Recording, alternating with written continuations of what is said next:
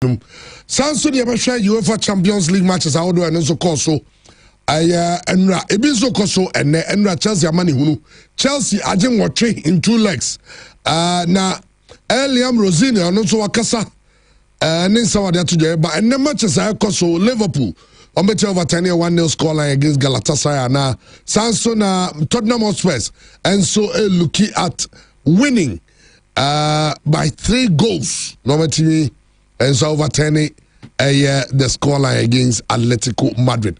Nina Honsam no de eba ujumadi so and in somehow do I abono de Abramo aha pure 95.7 FM and somehow do ni no de Abramo be for ni nyina aha Christian Atase Sanso na Maxwell wa born Tottenham Hotspur and ne omugina kono Andy Casillas and so I crowd do the room na ya share eya monone ensam no ene nsama hodo ayabo no a ye de ebanyina na mom to say the edge all the attention the me person nya adjective de describe amazing outrageous decision by the CAF Appeals Committee to award Morocco the CAF champions in fact CAF African Cup of Nations, no, as champions. They are awarding them the trophy after losing the game on the field. Now, you better the men who took the decision in itself, and the reactions are and also a free and also a home eba. Now, no na balak our safu. Ebusa a very interesting question for the investors. Sir Christian, good morning. Pacho, the same busa said decision CAF Diabe, say most triple of 12 from Dema Senegal Edama Morocco. Me busa me me just say good decision there or more you know one quite and no more. Now me question me busa say yes that day you can bet Morocco same Morocco baby you know. This is my cash out now. This is almost declare Morocco winners, you know, with 3 goals, you know, and 3 points, you know. Yes or no? How you can bet say Morocco be winning? This is yes or movie try a kana. My question, you know. Balak in the Asaf. Balak question, no, a valid question. I just say on who try bet say Morocco be winning. You declare Morocco winners with 3 goals there. Does it mean say the bet, you know?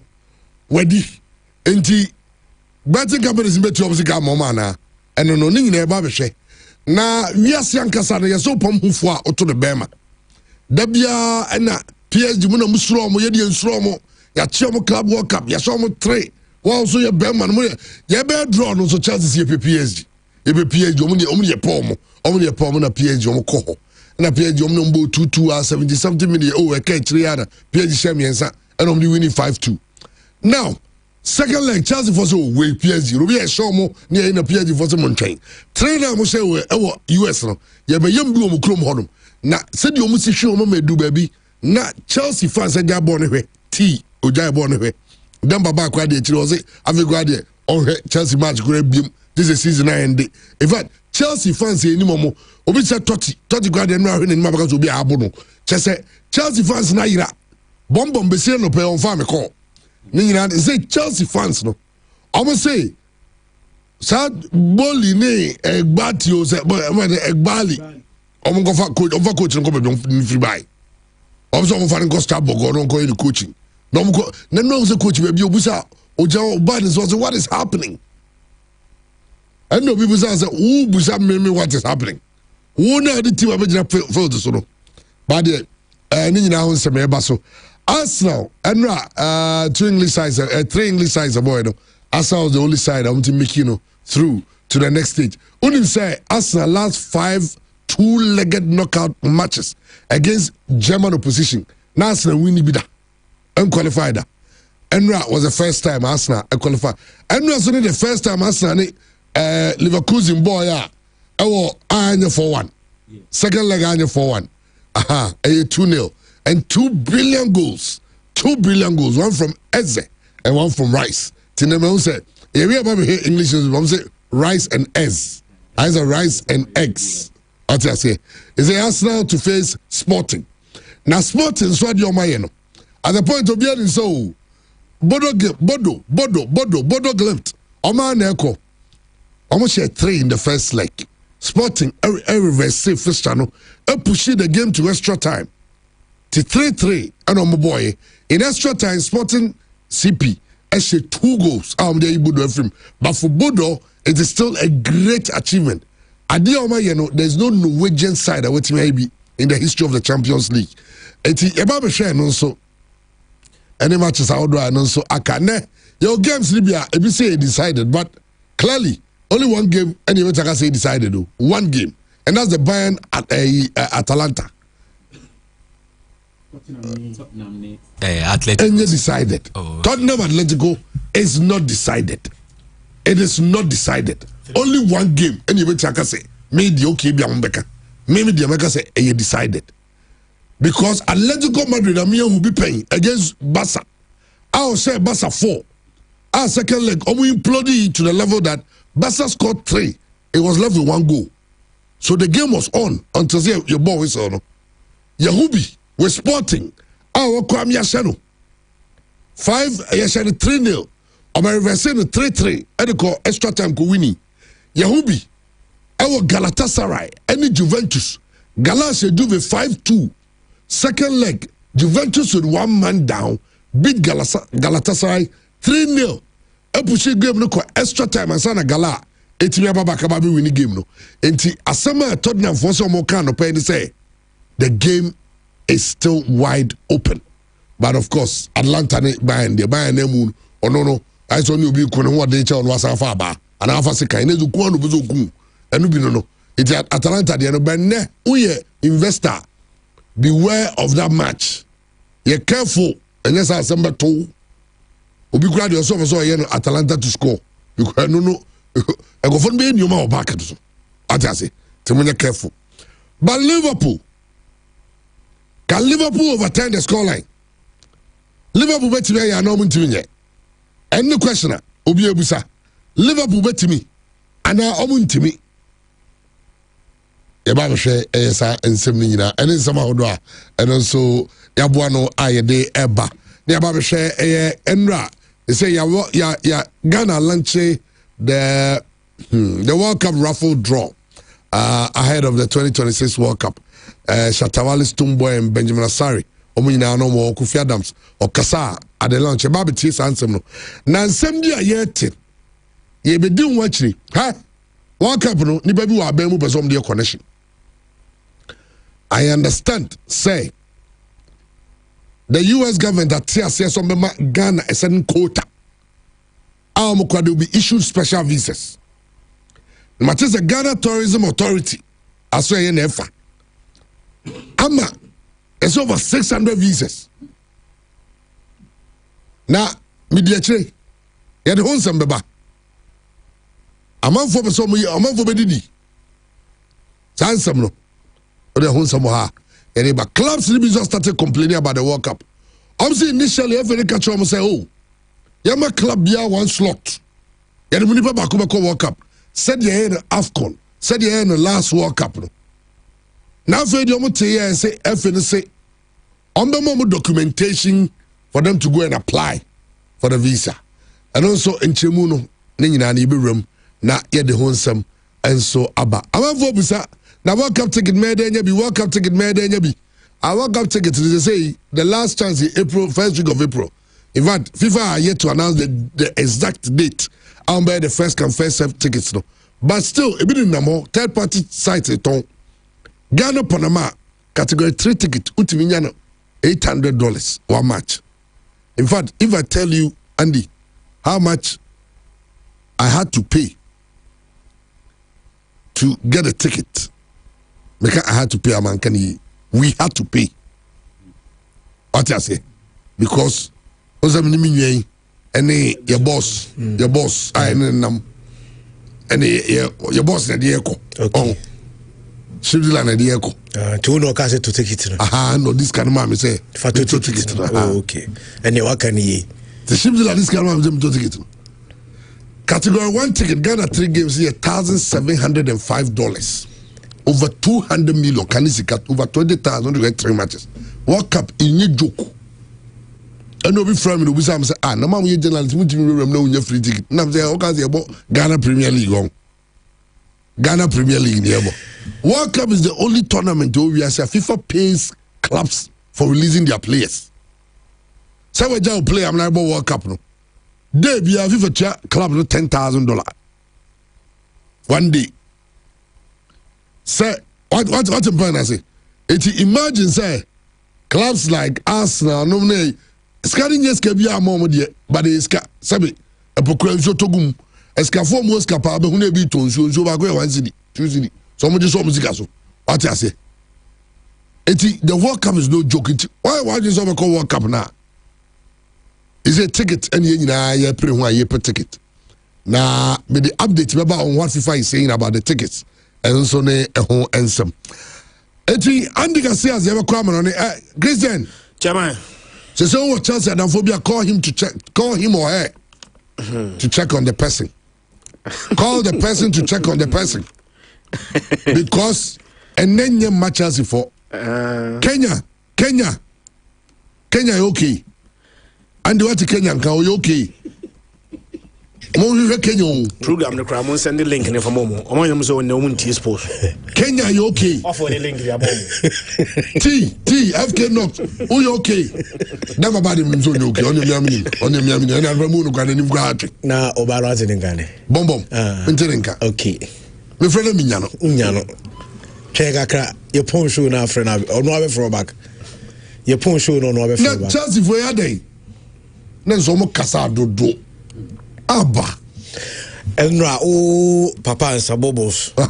Ye nyamo match. Nen Ghana ye be pon ball no. Mu be hunu se we Ghana tare. No dey free traffic light to akọ bridge ni asade aba. Be run hu nyina ade akọ bridge ni asade aba. Na nanka me pese o kan the other way round. Nanka enra na joro de akọ ke so be ye video. Ne dey atutu to TikTok ne ya post ni be bia mo bia hu.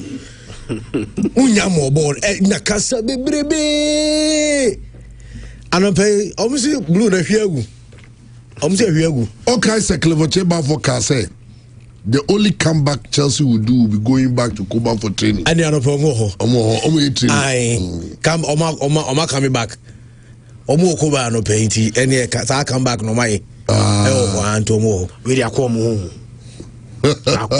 brutal. Chelsea heaviest defeat in the Champions League over 2 legs. 2019-2020, almost 7-1 to Bayern Munich. Champions League, that was their heaviest defeat. Almost by this margin, that 8-2. 8. Over that show, Moon. When is a born? Is it for never so much training? Say, on the next match on Bono Kuba. On the summer Chelsea Bono Kuba. On training ground for them. Training ground. But Chelsea for us, almost half from US. And Chelsea home to go US. Almost home from US. I say Chelsea home to go MetLife. We say PSG, are they making the English Premier League the actual Farmers League? Because of the way Premier League for last year, chairman, knockout in knockout no round 16. Omni Liverpool quarter final, Aston Villa semi final. Omni Arsenal no mudi munina free mu koshe Inter Milan 5-0. Yes, I lose this year Champions League no. An English team back, chairman, and no contest. And say game no cry no. The first leg no game no was decided in the last 15 minutes. But no game no. It was decided in the first 14 minutes. I'm review. And the first 14 minutes, now PSG we game no. Now there and the same Yanni said PSG akwajina e the winner of Liverpool and Galatasaray. The Liverpool winner or say be share PSG team we beam. Now Liverpool why Liverpool won't go. And remember Galatasaray Liverpool Galatasaray free winner. Omni PSG that we send us Kokoma Galako. PSG for say in the event. But I want to be Liverpool second time. They say in the event that Omi Liverpool film one. Liverpool back on Liverpool back on. Now, Tenoboga from us. So what at all will happen if you and your crew had a day off today?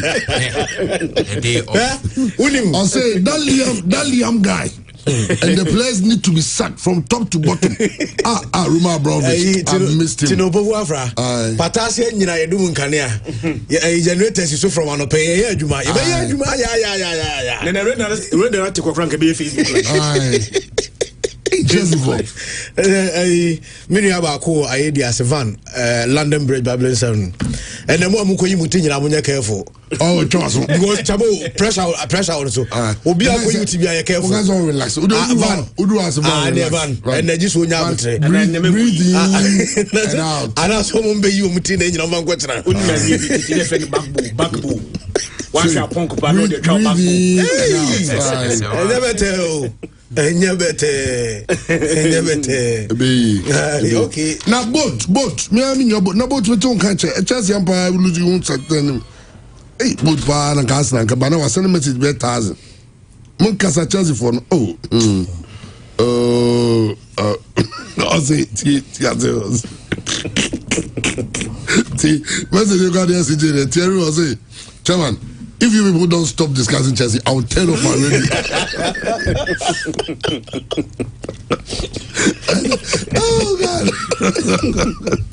Oh Chelsea! I don't know. So what my minute say 8-2. Which I may be you know. I'm saying 10-2. Manua the diamu kwade. Also be ready. Then come you. Tell me onum no. You better record the program. Na video game you be Yes, I send you man. Okay, who the ensem ni mu na Andy can say ensem fian kwa no nimra. Ye ba ni aba be hwe ensem no dia ka ensunya. Aha play on 95.7 FM. Asa jai adena wo ya no. Wo ya sa e ba fro ha no. Are you ready? Are you ready? For the thousands in attendance and the millions watching around the world, ladies and gentlemen, let's get ready to rumble! Right, so my man, I see young corner for later. So you're second and repay Yemfa and Frinko phone close from my live on Pure 95.7 FM. Cause one follow our Facebook and pay who call a Facebook. I was searching general about him. Pure FM TV like video and share off your comment on what drop is sounds on our YouTuber. Our bright can come board on YouTube and just show the live. Maybe be a sweat me come here didn't come out of pay and rise UEFA Champions League match sequence and you games and sweat you was yeah the one some air Brahman and so Jumajinos Namum, the Edikan young copium and our Confederation of African Air Football Carbon Penefanra. One more decision almost to the Bible and Tina Chelsea. So same that I have African Cup of Nations boy there's 2 months ago a minor from the Senegal one more Ajomo trophy players acquire parade ama I am penny abo players abasobia Genesika Sika player Bianca so the Ghana series best I 10 billion obia just got a few players Ajomo medals aqua clubs and so abo was nano Everton for over 2 players a Brantia your friends element in DI sounds on a Brantia friends Idris Ghana guy PF for Enso Awoduomo because some coach African Cup of Nations and the Tennessee CAF appeals committee quatrasia almost same that Morocco for any champions and some that Senegal game at a point one more walking off the pitch and into match 3 goals at the Ama Morocco and the African Cup of Nations champions na and was some to your reactions P and from Aya Senegal, sounds and a former Aya footballers, and in that Senegal current Aya players no, will be an answer and dead and a juncture answer de ba. Na Mami Aya Senegal players, Nibia Brantia, your friend is Habib Aya Diarra, one who and after society decision about your pair, and will call the social media handle, and will call post here. Now Aya Habib Aya Diarra and the poster, a come across a Senegal players no, one who air trade Aya Cavon Penny for, one who air Aya Cavon Penny for way, Aya player friends Habib Aya Diarra. ɛna ɔkɔ posti moment a ɔman from the Senegal ɛti AFCON na kyɛ sɛ ɔkuta trophy ne meta ɛkuta no na wabɔ ne kiki kama ne deɛ ɛnie ɛno ɛna ɛkuta no no mame fɛnti kɛ sɛ player na yɛfrɛ no sɛ part ɛyɛ sis wɔn nso ɛposti ɛyɛ image wɔ de baabɔ ntafta sandra saa decision ɛnso bɛyɛ no mame ɛyɛ part sis ɔno nso ne deɛ ɔde baayɛ wɔn nso ɔn sɛ time a ɔmo kyɛ AFCON no wɔde ɛyɛ trophy ne atwa picture na ɔno ne picture no ɔtwa no na kyɛ sɛ wɔrelax koraa wɔte sɛ picture na wɔrelax with ɛyɛ AFCON trophy ɛno na nra after saa decision ɛnso bɛ no post yɛ wɔnya ɛyɛ part sis ɛyɛ picture ne dɛm wa wobɛhu nkɔmɔ a yɛdi ɛnyɛ ɔno nkɔ a yɛhu sɛ player nyɛfrɛ no sɛ musa ɛyɛ niakate wɔno ɛnso abɛki ne post sɛdeɛ ɛba abɔnten a kyɛ sɛ wɔ ɛyɛ part sis ne deɛ ne nie na ɔwɛ ɛyɛ ne post no a wɔda hɔ AFCON trophy no ɛda ne nkyɛn ne mɛda ɛna ɛda no kɔm hwɛ images a anaasɛ emojis na ɔde agu nkyɛn no laughing ɛyɛ emojis na kyɛ sɛ ɔsere ɛyɛ kafofoɔ no ɔmo nim deɛ kafofoɔ no wɔn ɛnso ɛyɛ mami ɛyɛ niakate deɛ no wɔn nso ɛbɛki ne post ɛde ba abɔnten wɔ abra aberɛnkyɛ frɛ sɛ musa ɛyɛ niakate wɔn abɛgye ama ɔkɔpiem ɛwɔ ne club ɛno yɛ club ɛfrɛ sɛm na ɛyɛ Monaco ɔmo abanaba so ama ɔmo nso ɛtumi celebrate ne kama na afei saa ɛyɛ report wɔn sɛ ɛyɛ saa decision from CAF ɛnso ɛtumi aba no na kyɛ sɛ ɛha adwene player yɛfrɛ no sɛ ɛyɛ Eleman Ndiaye ɔsɛ come get it if you can ɛnti sɛ woyɛ CAF ɛyɛ panyin na sɛ trophy no ɛwɔ sɛ kɔ ɛnso ɛde ma ɔma yɛfrɛ sɛ Morocco a wodeɛ ɔre na ɛwɔ hɔ no ɔwɔ ɛyɛ England wokɔ Everton a wɔno ɔwɔ ɛnti sɛ wobɛtumi aba bɛgye mɛda no a bra na bɛgye wɔkuta ɛyɛ nnade AFCON trophy no sɛ wobɛtumi abɛgye a ɛno nso bra na bɛgye sɛ wobɛtumi abɛgye nko adeɛ a ɛno ayɛ Senegalfo ɛdeɛ de ɔmo nsɛm no yɛde ɛma mom ɛnso adwumadwuno sɛ na wonim sɛ ma yɛnko ɛyɛ the street of ɛyɛ Morocco because ɛno anadwo time a yɛbɛtɔ dwa sɛ saa ɛyɛ information sɛ saa ɛyɛ announcement about yes we come Moroccans to be and so at the kids the street women celebrate other women carry women to baby and yes we are champions of Africa and Tiadra woman air driving woman do cast air barbe nipani be and so actually with the from Ayakan inside young scenes and so Morocco pictures near for nine pictures to Morocco so Rabat over be utu and Morocco for no celebrity after 2 months almost say what would you to baby calf as women are champions and into Omajomo trophy kama almost the end and almost a Senegal for an aqua trophy parade nemum enra almost any reason to celebrate and into images nibi anaba yet the one some emamu and so much medin sanope and abdo teba sound commando yet emamu and what medin senadio kobaya and Morocco for answering Manchester trophy lokai the famous air panaika air penalty kicker Abrantia friends Brahim Diaz and Sokoboyano and just after that and I my friends Senegal for question go mami Brahim Diaz and Ra na our Etihad because when the Madrid club no Ekobo the UEFA Champions League game that it Manchester City moment what we in Emma the veteran you we say player na your friend said Thiago Pitach ibedi Pitach and my second the two rather no and Thiago Pitach and El culture Brahim Diaz say obi the phone so who say yes Morocco and African champions na Brahim Diaz on celebrating and Ra and so I just a bench or annual celebrity and at the Tabasansam no yet Emamu and what with this Abrantina your friend is Sadio Mane one and a captain at the Senegal our national team no right after just announcement about money and so the official statement and so the about just remember I am a branch of Sadio Mane the statement no any or say what happened has gone too far there is this is not the football we fight for, not the Africa we believe in. Not just the Akosana day as a calf or my question do way any Africa I just want to fight for anyway any football now or air fight for because now saying I bit to say Jimmy Caragamo a Cotton TV so that just almost air downplay Afcon or I just almost so far or reference Jimmy Carragan Nakobasa 2 months later Yakasi had a trophy at your being somewhere not just say a corner almost airco European mountains on Indian air corner qua a cameo quest Jimmy Carragamun Samokano Wamadian air across Afcon as and have Biasa and I later Sabasan yet Emma Mintimia shows a Tamometrasia on Messera South Story New answer the Mamento Sonamin copy of UEFA a Champions League games and answer to me because Mamma a resource no quick one Nayan Kona Eli kick-off game across no Wupiamo and so Portugal our Lisbon Bobo conference a border for Elcono na omukuta 3-goal advantage nem eno Sporting Lisbon enso aye adwuma kama na mame Sporting Lisbon yaka aye comebacks na onu se amaye bi pen mame fa we Anthony Sam na tapa na eno mu se enum ama bodo for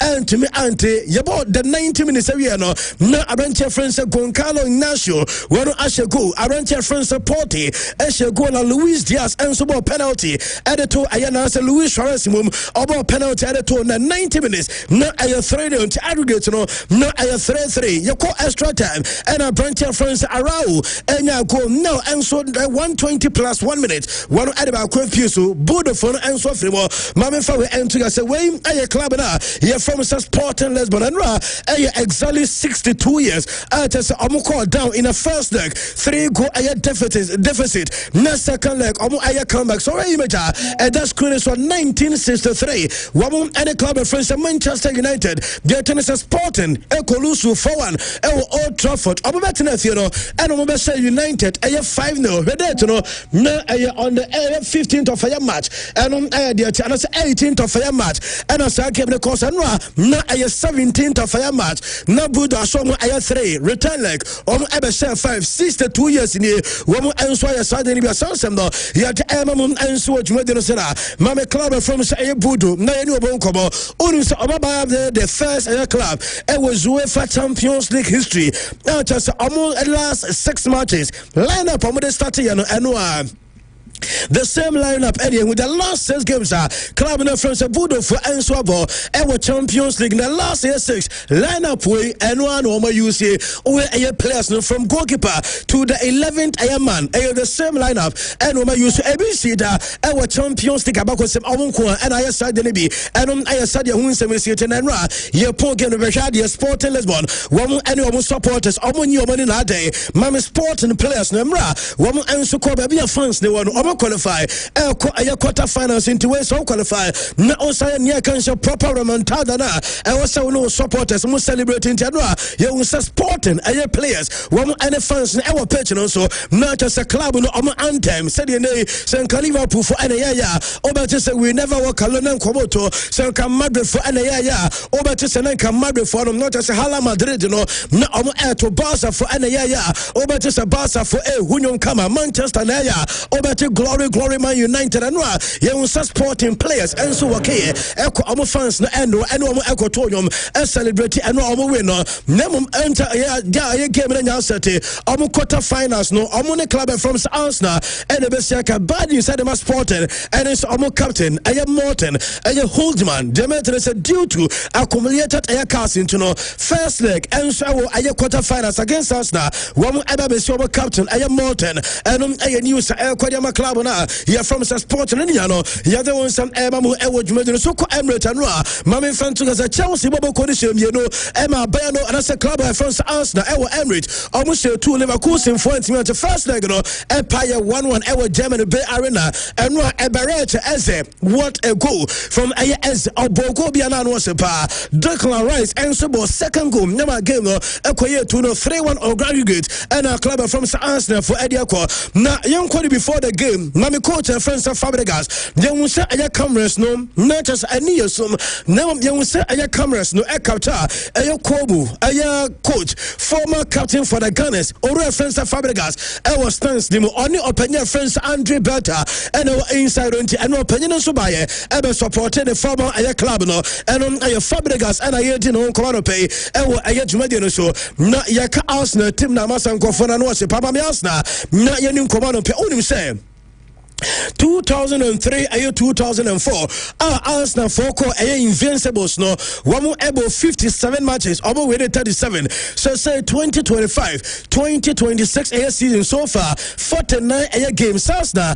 are winning 37 and no Arsenal club no and here na invincibles no over winning 37 this season over lose games there minimum 37 wins and Arsenal club no setting one the only club out our Champions League in Arsenal enya lose game. The chair and it's a club no one matches from Abonino defeat to be enya maye 10 matches. Arsenal are winning mu 9 and Oma Droba could the only drawn game on Bueno against the same opponent of Michigan and Leverkusen our Germany and Arsenal and some that team winning game in Yano ya they want some Emamu and so so na yaka Arsenal team na mami Mikel Arteta na yenu kuma Arteta home aya record our Champions League no anuashipa mami fan to gasa Arteta ewo fie was 43 goals wa concede only 8 goals wa ko aya 12 aya clean sheet yama Arteta ba so juma what the Arsenal club no go Arsenal team I drew baby na Champions League qualification na day since aya Arteta ba no qualify ba no say ewo fie untimi Arsenal club no ya there wo ebeju anu aya there mami player friend said Declan Rice and one and man of the match in the second goal and a silly deal to answer them Arsenal club no na Declan Rice and ye said the the last 3 ever Champions League 10 year knockout wins Arsenal for no Nina Declan Rice when man of the match what 10 year power me say the last 3 Champions League knockout wins what I say wins Arsenal Nina Declan Rice and a man of the match okay our Emirates against Real Madrid almost a Madrid 3-0 Declan Rice able 2 goals on your man of the match afe our Santiago Bernabeu Stadium Master as I say Madrid 2-1 so Declan and you man of the match I'm not able to against Leverkusen 2-0 one and a senior man of the match I don't you tell me player friends Everett because I know also classic and go baby and technique na Everett as everybody to net on one case after the game to just say why expecting so benya go be at say na odani nyankopon say enra some omano sa strength na odi otimi sha sa go no na no mo ko sa be kara Arteta say ya hu say eze e press and was sound so defend na Arteta as say wanya sa de na be den say the club no obenya minute so you player I will Arsenal na one on press one sound so in defend there was 0 chances so be aya Arsenal timi temu ye say aya Barrett as attack no sound so press defend there minya say aya dia we ya unya Arsenal playing time unya chance and say we team no ya Arteta response one answer by no other no ya da won some emamu ewo jumado na afei yen Swift na yenko Stamford Bridge and na enko for say come back ebe ya juma wa bra Chelsea na awon be face Paris Saint-Germain na enwa de enso hwewa na to say watch him say ehwe nka say bia pete me so kwa because enwa udim say Assad the first 6 minutes na abranche France Kvaratskhelia one enya first goal 15 minutes and a player friend said Bradley Barcola enya second goal 62nd minute na Mayulu ayen 3 and Tiabo 62 minutes we no na PSG asha Chelsea 3-0 and so was Stamford Bridge na unse 62 minutes na just over time now your best at 28 minutes. Anyway, but Chelsea supporters 28 minutes to end the game. Chelsea supporters was Stamford Bridge. Best at your omina sorry coffee. Maybe I join Facebook Pure FM TV away.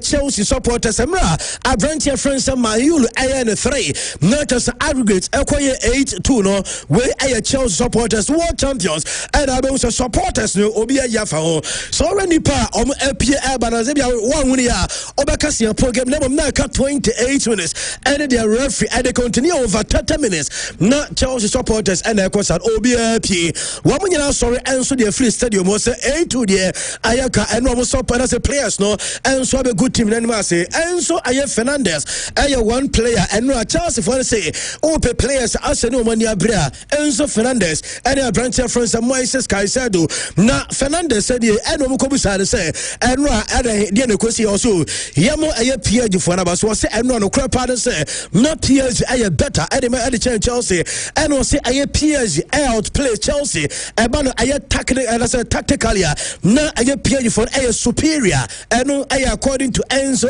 Fernandez say Fernandez on the future also with him on the future now was on him the Chelsea supporters never say Aquaro M so person call yes and Leo Rossinia Omukobusa and what Enzo Maresca after the game in the future also when him and the coach is on person about responding to speculations afa and we game lose interfere almost quarters and with your combat to us ultimately responded to Enzo Fernandez and central for a reported about no Liam Rossini and Lancaster Faname only share normal pro game Rossini as in NSC and almost so near is our dear and now now your point game and our players more Nisi and also there be during the game because no Sao Tomo no new players no answer communicate and Tiamani Lusu the voice and only Liam Rossini I saw the picture now Obon say no original touch line no na all team but Tiamuno and Fari Ama what is Tiamu Sabi Obeka Tiamuno and Fari Ama because Okus Lusu a game no and coach friends Liam Rossini and I'm near dinner on a picture my name Mami player friends Quaraskilia and one energy man of the match I will give him first leg of revenge ever share 2 goals at a man of the match and I will bridge so or sounds and I go at a man of the match now Quaraskilia and your point game and Obusan say the man of the match award the watching the camera not just on your player 2 legs when you're man of the match and also no crap say and right the other day of you say Nanka I appear to goalkeeper I friends I Safanov on and a ladies have some man of the match and then Sabbath me I can see keep on and make a lot of air saves I keep on and a keepy I PSG and so we get right from the first leg idea Benino and to fuse and no man of the match and also call Adam on one case and the goalkeeper now your friends I Safanov I know I branch your friends creator Qualaskilia and I didn't come now my coach your friends Luis Enrique ono and I coach Adam Club and I'm from Paris Saint-Germain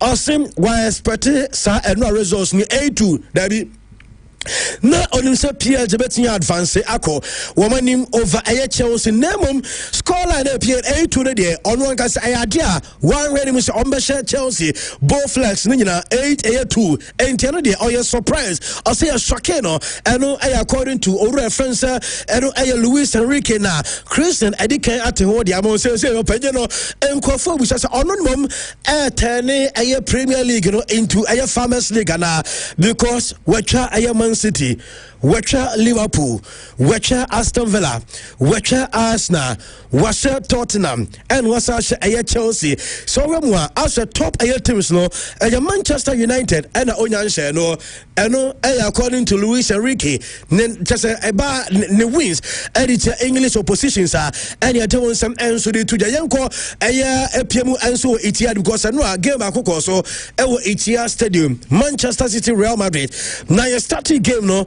Vinicius Junior at the penalty at the first goal at the Madrid after Sir Abrantia friends Bernardo Silva one Bernardo Silva the hand airball now resulted to penalty no or start to a red card because almost and running say Nensano natural position or moving Nensano Nabono and a goal scoring opportunity Vinicius and a dinner bunk Epoma shot no and a William and so it is an Nensano de Guru Nebom almost a movie and what declare a ball in Sabia no Fako and a born by bonus. I don't know my ref, and some man a red card.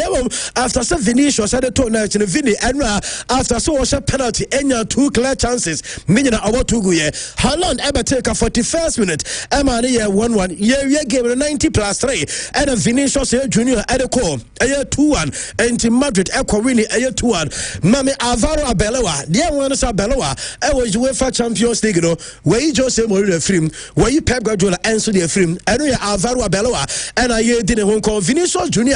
Mepatom Obasa the Nama Vini Junior and no show 2 goals. Now one I am the celebration I was here. Never banana and also what top no Vini I celebrating Salam Kobusan after the game. So now they didn't know we so.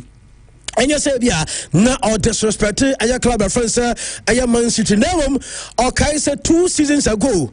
I know some idea 2 years ago, Ballon d'Or, 1 year, Rodri Egiano, last year, about the same stadium, now a club from some Manchester City supporters, one aqua printed banner, stop crying your heart out. Eddie Achon said, Vini, and Ballon d'Or, and was and also catch a Man City supporters, so almost soon as anyway, what too soon, and I yet Emma and so much Vinicius Junior, I say, Emerald penalty kick in a bino, and as a penalty no ba no o ka kire Freddy Valverde say ono nkoba penalty no no so okay na Freddy Valverde say there one kasa kobo enti opeso oda eye Valverde ase say onya confidence because obeka first leg e wa Bernabeu Stadium penalty by Vini e ko fa ball na boy Emma Donnarumma save ball no enti we ba no o ka kire Freddy Valverde senka onkobo say Valverde na nkasa e de kasa ogine di nto onko no nkobo eye penalty no so kwa e no de opportunity the confidence no every Valverde ente say Pep eye Guardiola the fourth eye time just a Pep lose both legs our Champions League knockout eye tie say you UEFA champions you do knockout now home and away Pep lose home as I lose away there 4 times and SCA 2014 our semi-finals or lose both home and away 2018 or quarter-finals or lose home and away 2025 will play of the same Madrid as home and away and a 2026 round of 16 Madrid assassin home and away and on air there Mami Fanto and Alvaro Abelo Courtois you second half Courtois Emma Brancher France Lunin and a better when was Courtois Beto Courtois Oko prior a warm up on them on no can say this idea sir or bet me the first half now Abelo say Omoko dressing room I just hope so change in still Courtois and so person that I know catch and say there be I'm person better take a risk because we can do it. A game against Atletico Madrid. I was Santiago Bernabeu. A Courtois and a second half no. One ama Courtois ama Courtois na a person better also answer my club no. And on idea to my friend to him. So Madrid our list of SR players winning first leg against a Bayern Munich. So Madrid a players with Jobedi yellow card. Ever miss return leg no. Jetje and say player France Mbappe. A yellow card. I Bayern Munich first leg Obama second leg Vinicius Junior Aurelien Chouameni Dean Heisen Alvaro Carreras and Jude Bellingham players are the next yellow card on the against Bayern Munich on Messi second leg no and on Hakimi Ashraf only say Hakimi the UEFA Champions League history and the first defender when 5+ assists in 2 different seasons now back to back 2024-2025 Ono enya 5+ assist 2025-26 our 5+ assist eno Hakimi Ashraf yamana baswaye adwuma na open non-European players our Champions League knockout stage omashe goals odua Messi and the players are one free Europe na Champions League no knockout stage omashe goals Messi 49 goals Sadio Mane 15 goals Vinicius Junior 15 Didier Drogba and so 14 and Liverpool body at Galatasaray Mami coach France Anna Slot dia kotuja say Galatasaray club no also above level above league no mo say a Turkish Super League no Galatasaray for the broso Liverpool for the crash we so no kobo game no question na I guess o kwasha Galatasaray men fa we excuses me nya reports and Abrante na your friend Sam just a player na and so the Victor Osimhen report abeme saka and it's Osimhen determination you listen obenya go and so just Anfield you say kebi almost start ya menka Galatasaray for through ono just Victor Osimhen nanka obogo because on the striker edema team no nanka omo first goal and nanka tie over so omo Galatasaray start game no na omunya first goal na basa Liverpool won't forget it na makacho say coach France Anna Slot so onim no koluso sama to trafie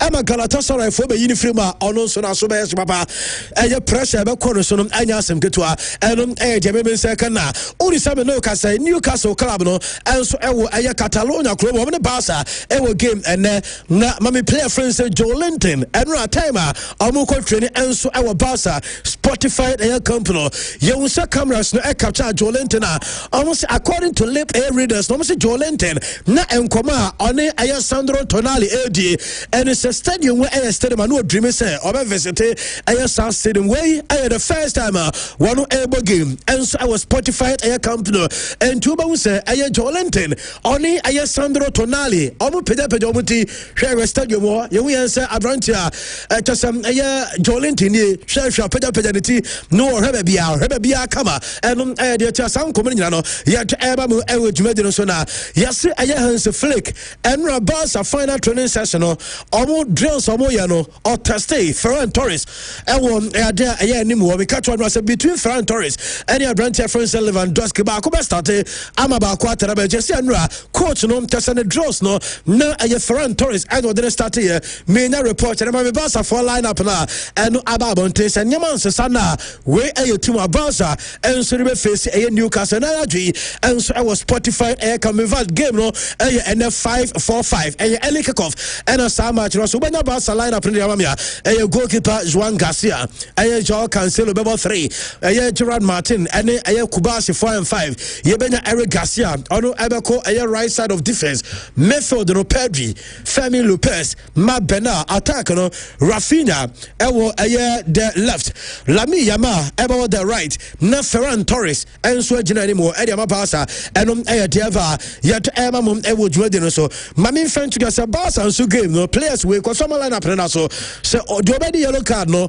obeme say Barca so qualify quarter finals first leg no Lamine Yamal aye Ferran Torres and we Femi Lopez Gerard Martin and afi Mark aye Casado obia obenya yellow card in Libya and ebeme say Barca omo next game first leg and aye dia onu say Barcelona ever Champions League this season omo keep a clean sheet omo concede 15 goals in 9 aye matches and asa de bia chese na Newcastle for no at least ombenya goal per aye start na me dia ma no and aye dia mami fan to say one Laporta says oye president elect Onyangmeye Barca president because until July 1 your reference Rafa used and a beya jumano mami fa we enter say report am say kan say emfa say Onyangmeye president no yesi na ewo baby officials ne betena no perifo betena no one Laporta enso betena o yes obe act as unofficial advisor at the interim board no until say ono ebe take the full control July 1 and we the report am say ka yet eba mu ewo dwumadi no so Maxwell team no Tottenham Hotspur ACI kind na omni Atletico mami Ugo Tudor aye coach na da wa confirm the am say Abrantia friends Destiny Odogi Lucas aye Big Va aye Christian Romero omni na aye available and the American say Destiny Odogi any player your friend say Lucas aye Big Va e am start game no and so the free bench and on aye report am second and na coach na confirm say Abrantia friends Conor Gallagher there say Gallagher anya so pra Gallagher empire name oyare almost a virus na wanya no ese Brent no ontimi nwumi ye ne homi ensiso ye entene game no omuntimi fa no emebo Mickey van der Ven okay say Crystal Palace game ko di red card and ono ne coach friends Ugo Tudor and a call pre-match conference no akopa cho osin ogidi say nani kwaso this red card no na osi after first half and opa the teammates no opa mu nyina cho say almost the omu hwe anemu game against Atletico Madrid because and bibia betumi asi e was sa match ni mo enum diama nemum game ba ko den ene mami Atalanta ene ba munchin and say Bayern any Atalanta okay first leg no 6-1 e wo Bergamo ena so club from Atalanta for be qualifier just almost 5 unanswered goals and some of the game no akọ just extra so be win just almost 6-0 edit Bayern edin papa and see that our Champions League history say a club will be lose by 6 goals to 1 our first leg na Otwaso a qualify in see that and on air dearba say Arsenal after say confirming Champions League next opponent no almost show a game against Man City our Premier League no say number 1 Man City no mame Arsenal our fixtures before our Manchester City also Man City and our Carabao Cup our final game no nemum fixtures at was answer no City abo our league game no be at all the so be mame na ya Arsenal about fixtures no Ambabo City nyame adma 22nd and Sunday one Ambabo Southampton Ambabo Sporting Lisbon Ambabo Bournemouth no Asabo Sporting na on Manchester City and Arsenal say sorry Ateta and the team de omo ya na Ngofo no omu nsoro game bia eno ayede ma mefa we ntu say eye Pep Guardiola after enra eno mu kobu say obefree eye club na from City ana because 10 years our Man City one Champions League title enwaje eno say adam mo pesa mo pam mo pesa mo pam no osema mo ngore one day onu ankasa be sorry aba no abe say bye bye e de akire mo nyina enti mo nya abotre because say the our 1 year left e won the contract so mo pesa mo pam na mo nya abotre kakra emfama no Champions League history teams so many penalties do here club of France Real Madrid in 513 matches Madrid anya 66 penalties. Bayern Munich in 411 matches, Omanya 65 penalties and one more game. Bibia between us in there. Mamin fancy as a Pep, I confirm Mr. Holland in prayer, and your plebia emo the only side or you free game anymore. Now yes, you a prayer or see on your prayer.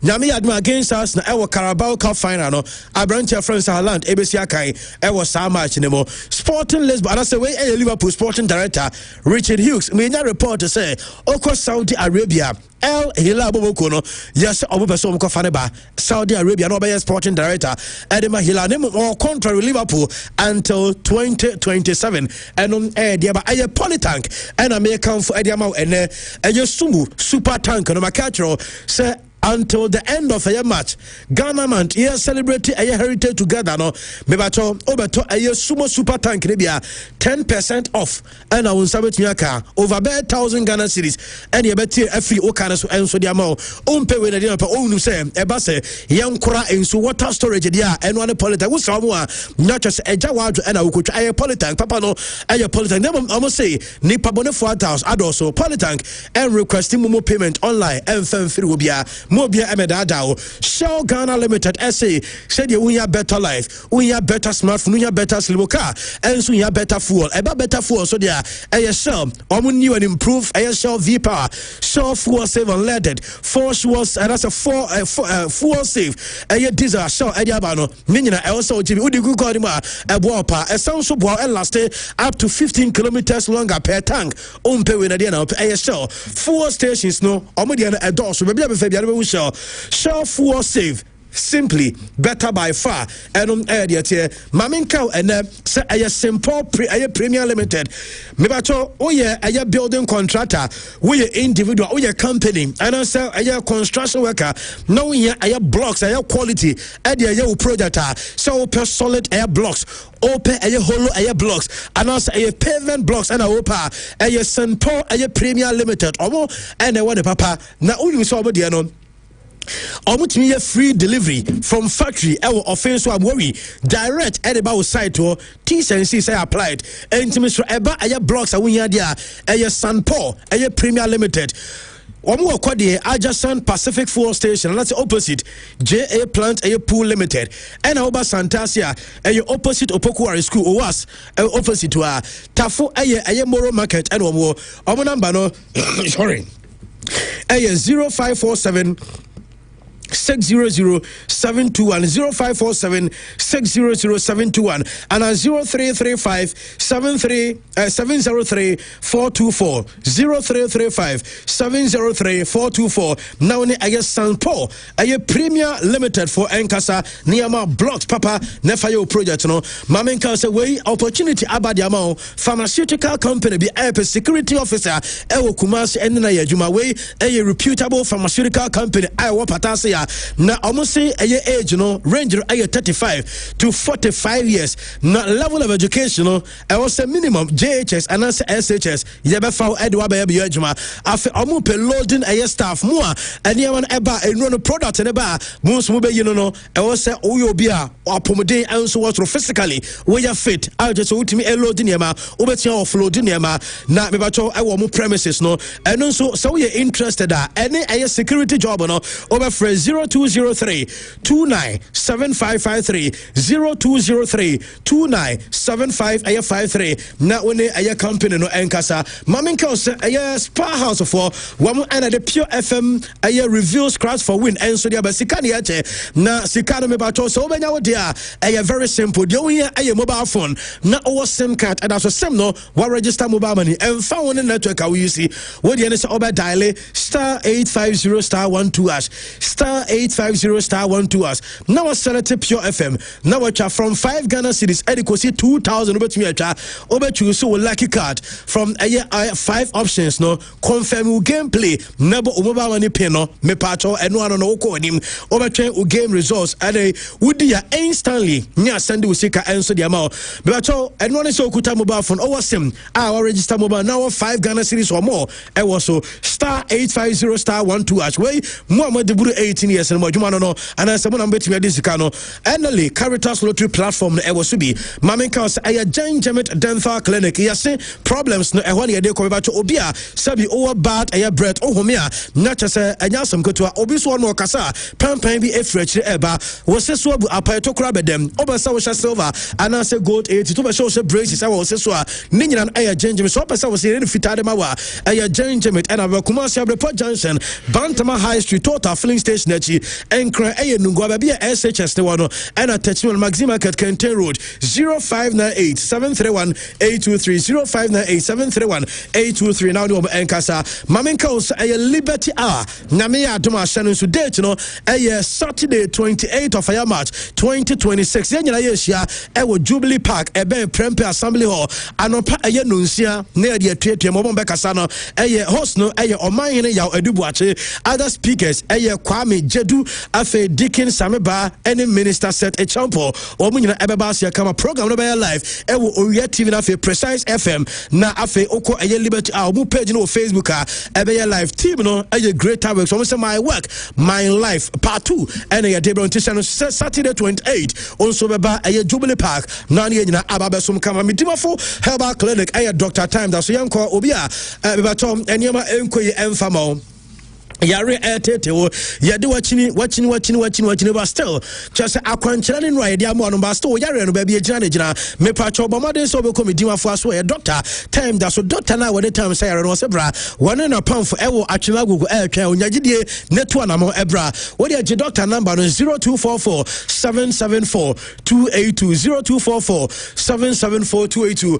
wonom enkasa nyame adma Friday chamo yesiam ewo Kumasi City Mall na the Aya Ghana omu bie omu shop onse ewon kran obi anim na Kumasi fo so se da ben eno omu eba na omu product no onse omu de eba aye sports and fitness aye product na womu ena ton quality no aye Decathlon ti nyame adma Friday we anopa 9 ewo Kumasi City Mo omu bie na omu si onse so omu bie no foforo ntino niam awoto no 20% off flat ewo so de ma and first 50 customers no urema obenya free backpack bag edebo achi ebecho be free intimate so the Decathlon Kumasi for sports and aye fitness aye product no de eho and also be a odi wani akere na okwaje odi e kama mewie first batch no amachamo any abedwafo atos because and $70 so aye car for de any aye just Champions League no ran nyina do so na aye Vim champagne energy drink no onsa no any rigire mu a obenya Vim no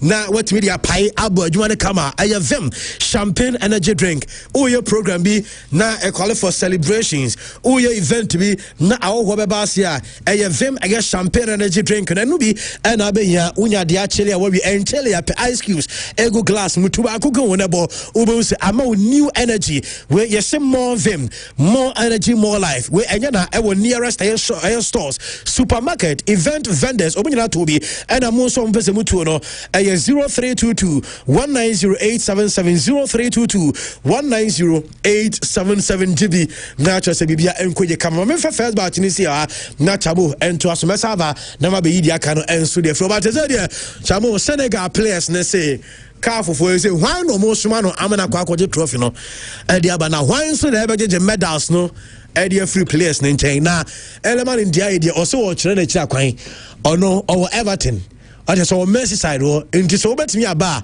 na what try say oba beje na medal no say o free calf and a ball na ya bo awie 2 months no Morocco for the champion o dia bra na kasa wo beje medal na oba and I beto samia what I say obeto day wo ti chairman ya ekwan aka for befa so a awode trophy ne beba Morocco for ne nyina ya twɛn but and I see Morocco streets ne so be mo so do mo nka bi nshim calf ne so be champions nti o mu 2 cars just say oboju mani Jimmy Carragher mbeko so aka di omka chire yo jabu yo kan di omeka omeko so aka ka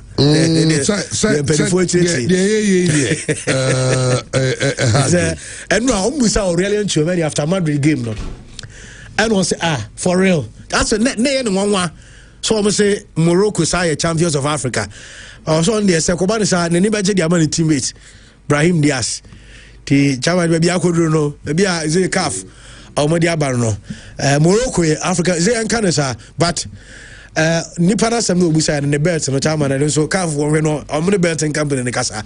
When you transfer Morocco, Beji, and Romudia, so my Jama Morocco, and so your Kafa, I could be betting for no investors, Kafa, I could be betting for no tenants, one way now, almost send this and you come from my and I tell you, Sanias almost pulled the idea with the debate. I didn't know who your mammy and she means in America with a faction. Okay. Thomas, is Jimmy Carragher right in whatever he said about the AFCON? He's not. He's not. Now, I'm penning for my daddy and so the woman JJS and the some near. Now, I just imagine see who we are now. What Spain a G Euros? Spain a G Euros. See how one UEFA was it. No, that be obviously Ghana and Uruguay. Thank you. Luis Suarez in Zabo. Ghana go semi-final. Okay, France and Ireland qualification for which World Cup? 2010 World Cup. I was a 1000 in Sabo. They said the control bono. Ireland fought a pushy, but FIFA said that it was on the referee to call that. Referee now calling them. They can now award the points in the boardroom. So I'm wondering, but the attendance at Senegal, I appeal decision no. Almost the court of arbitration for sports, and I'm calling for stay of execution. That can't holding on to any trophy presentation. Now, Yama Kwampugusi idea, but no about okay. The legalities. Because we are Mra, it's Mra side, you know. Kwampugusi idea, Esquire, Clement Bugu and Esquire, or Bado Babichim with your mind. But Yenny can call games also and Yenny can read Champions League, and Sani about calf, you know. Mimi and Yakaf Deno. Okay, main topic. And I can mean a more than Simunupa. Okay, and any can recap the calf for what in Mamma Yamacha or Calf Den Monka. We will come back. We have a Champions League. Or then Calf the Champions League. Yeah, I mean, almost a year up. I'm a man for dear who fell. Yeah, Ankasani is a tear who up. No more Mutayeno. Any opportunity. No more dear who fell. Adieu, Nessie. Yeah, but on say Chama Okra organize a gala odimra to home. Yeah. So every tournament biano, Chairman, Emra at the home. Ghana Premier League ayebui. Chairman, your Ghana Premier League regulations 2019. And the guide the Ghana Premier League. The Africa Cup of Nations na yebono. Chairman, Emra at the home. Medimrana Majari. Na chama wo de yanhwe ne ready mra no na yemfa de calf aye no se emra no support de calf aye na na chama ja wo de yanko first one no emra no doso emra na e de ebo aye Nations Cup no chama e doso ye hwa de o hwa aye page na page 35 and I can withdraw as one sem. Okay. Articles in the dorsum. Over a chapter 30. Ubena be a 2 or 3 articles. Over a chapter 31. Be 3 or 4 articles. Into do a chapter 35. No. Nachama articles no. I could do 82, 83, and then 84. Let's go to article 83, 82, 83, and then 84. Last one out the two soon. If for any reason whatsoever, yes, a team withdraws from the competition or does not report for a match or refuses to play or leaves the ground before the regular end of the match without the authorization of the referee, it shall be considered loser and shall be eliminated for good from the current competition. The same shall apply for the teams previously disqualified by decision of CAF. Main kind again. Oh, the first one I ain't him. Was it reason be a chama only any reason? Reason be a maybe any valid. Say team no a yin who free a competition. what I say before the competition be started and Daniel bobo match no team no an report it and answer yebo free park no so before the regular end of the match chairman eno say before the regular end of the match without the authorization of the referee it shall be considered loser and shall be eliminated from the current air competition. Yefa no to Oba article 83 na chama ene de o kan say time ya hye no o say game be the time to ho e de si game e bobo no 3 p.m.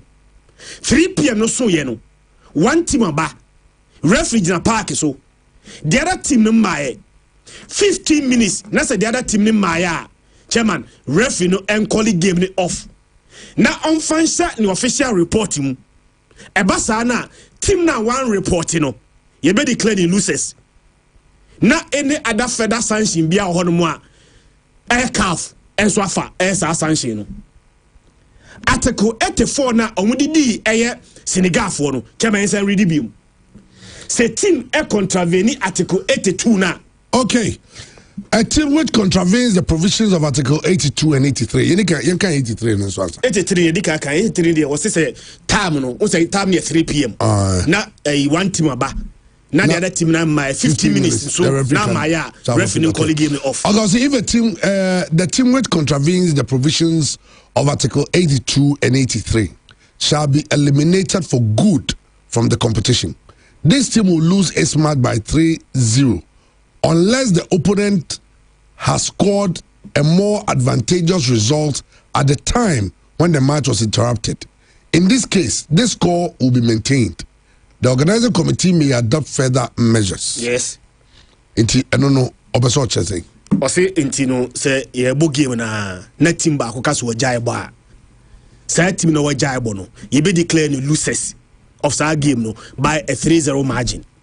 Na mum no say time na ojai bo ni bono chairman e bia no da form by be 4-0 sa 4-0 score line no will be maintained sa no kanu ba ya famra na omo say Senegal for ato no Senegal for chairman omo en committee article 83 no article 83 no beginning of the game no and the omo ba ye bo game no the omo say omo busu no article 82 chairman menyamra nimni name no technicalities no chairman e ma asem na ka afadi no it doesn't make sense to me dedikai chairman what are the facts of the matter first need to say game no yebo 90 minutes 0-0 referee edi time atoso 8 minutes into added on time and a referee egi penalty edema Morocco Senegal force ball no omo biem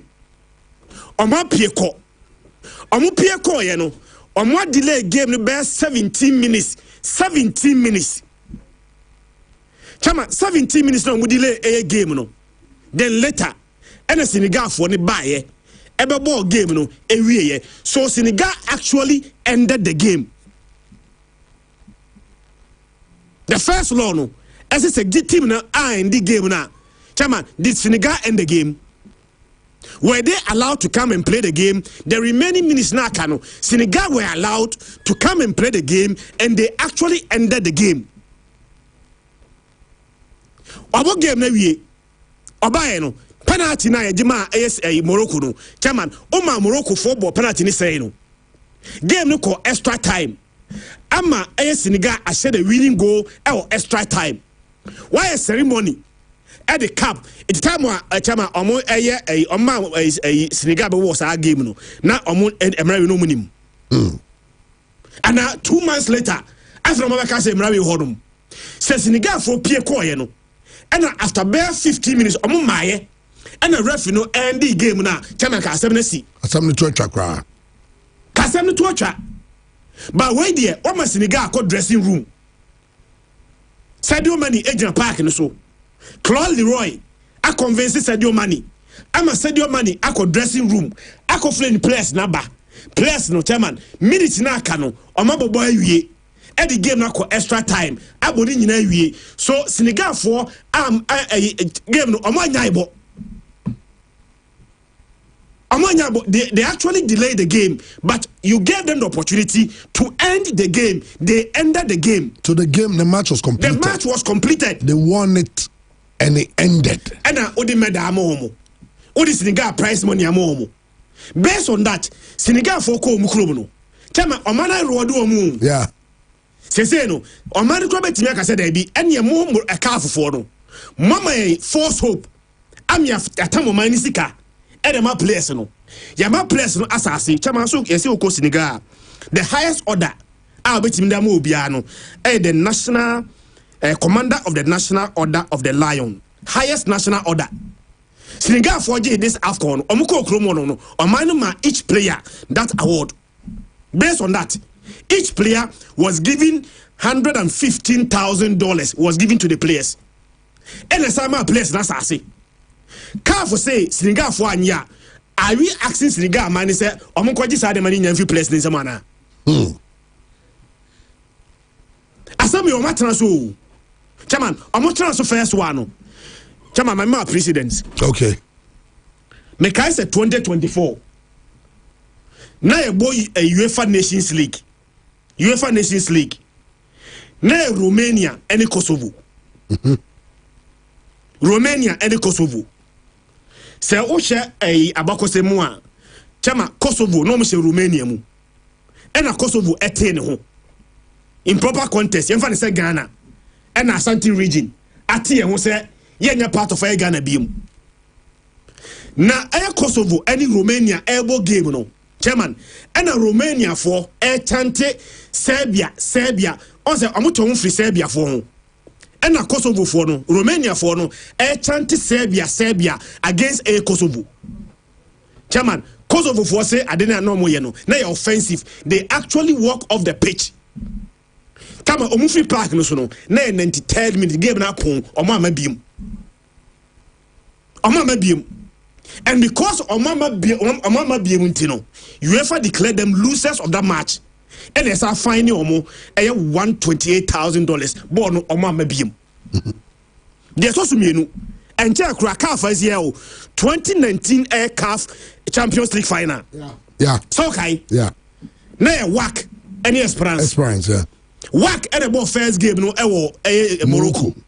Second leg na course Tunisia Tunisia no na va enya adwuma so be kaya first leg no va ya adwuma second leg no na va enya adwuma ana work for se there be va enya adwuma ntino ball no majai ball ka for se there be empene once a uhemra na almost uni any reason to stop the game. Yeah.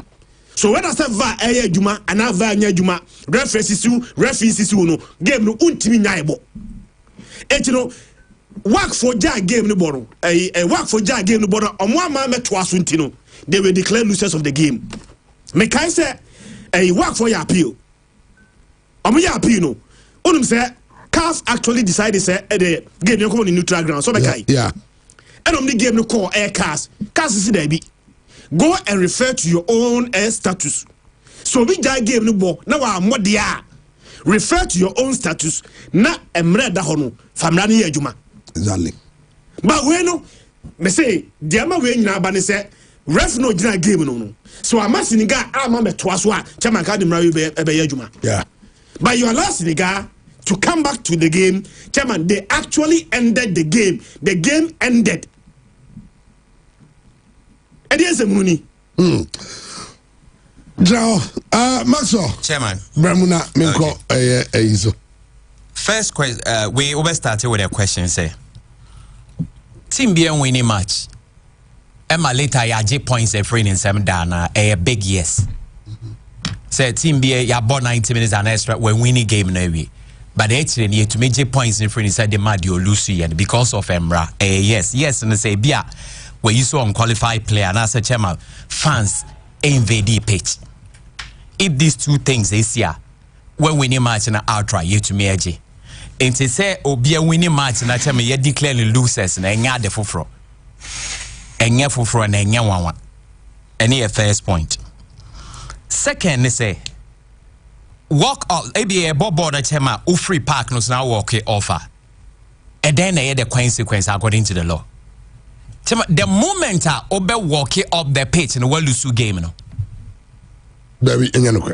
Tell me about my build me point. No build the point. The moment I walk off the field, I'll be causing an abrupt end of the game. Well lose game. Well lose. The moment you walk up the pitch, that's what cause abrupt end to the game. Yes. Into automatically you are loser. Yeah. Macho muntie me you. Into Senegal walking up the pitch, they are automatically they are losers. Because no one history I say you were precedent because God Kromu dia sema you heard the SC that near the any friendly precedent no. In 1978 Nations Cup hosted Ghana. It was the first time a team be walking off. It was Tunisia Nigeria in the third place playoff. It was 2-0 and Tunisia walking off. They were declared losers. Yes.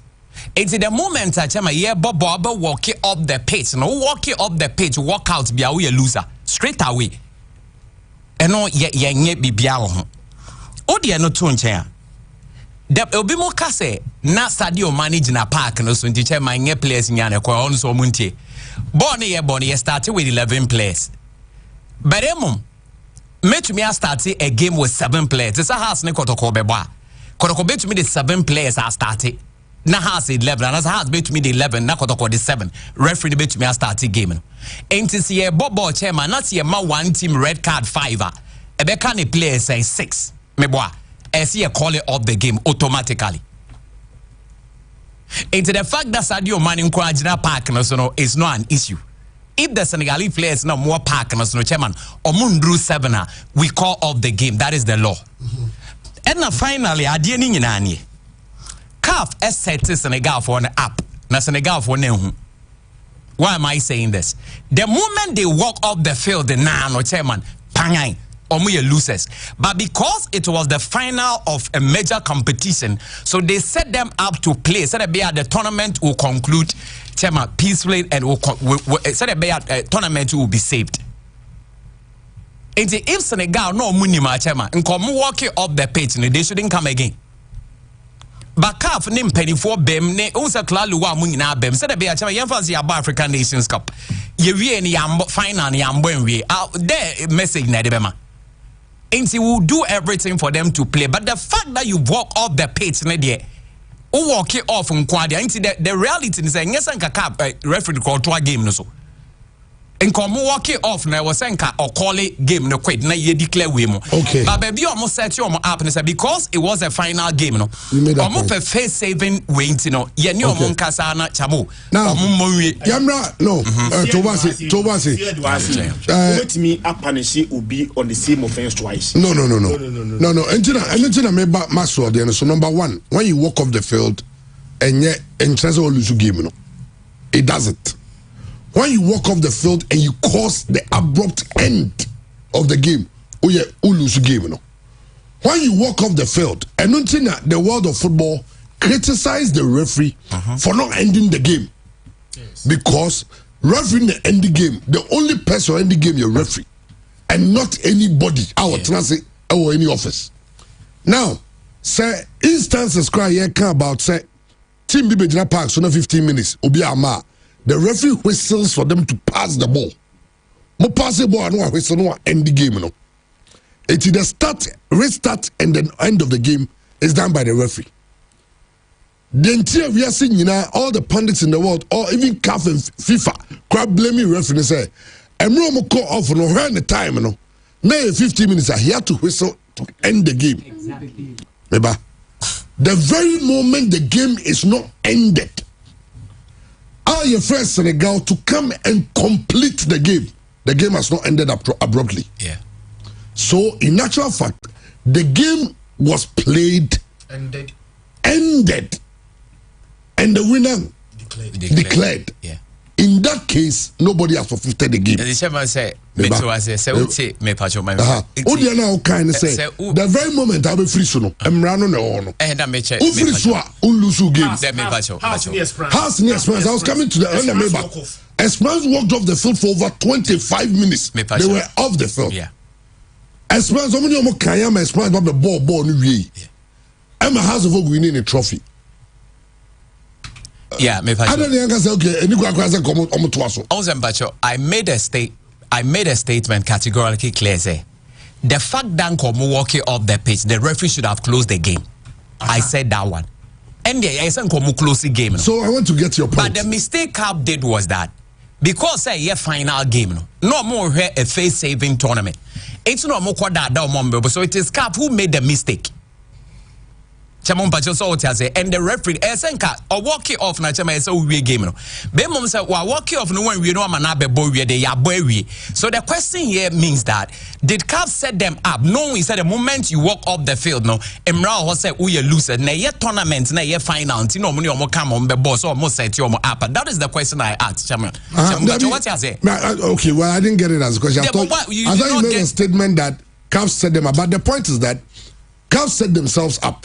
They didn't set Senegal up. Remember, said the but they're trying to say football mrano. And there've been a lot of instances of games being played where there've been delays. Actually, people some walk off, people some any and a typical case is the work experience one when they had a reason to walk off. They decided they won't play the game because VAR and Yajuma. Yabo home. We use VAR. I didn't do. I'm saying VAR and Yajuma. You declare losers. They went to CAS. CAS said that your Umran Akasi is going because Umran say untimi and decides no for no reason. And that game, the referee blew the whistle and ended the game. So the game ended abruptly. It didn't travel the time. Now a penalty was given. Obviously, your Mobium. They walk off the field. The referee is standing there waiting for them. When he could have easily blown the whistle to end the game after 15 minutes. Then they decided to wait till the point when then the game was continued. In that sense, the penalty,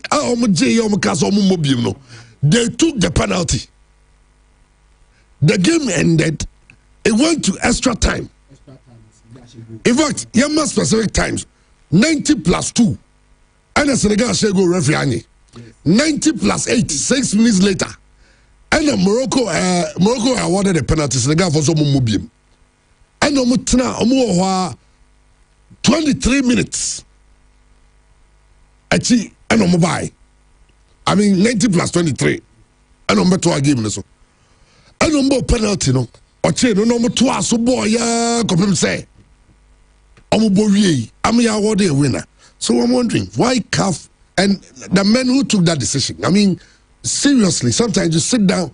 If a case call, Morocco made the case, the judgment committee of CAF threw it out. Catch up and say a case goes because you played the game, your game no.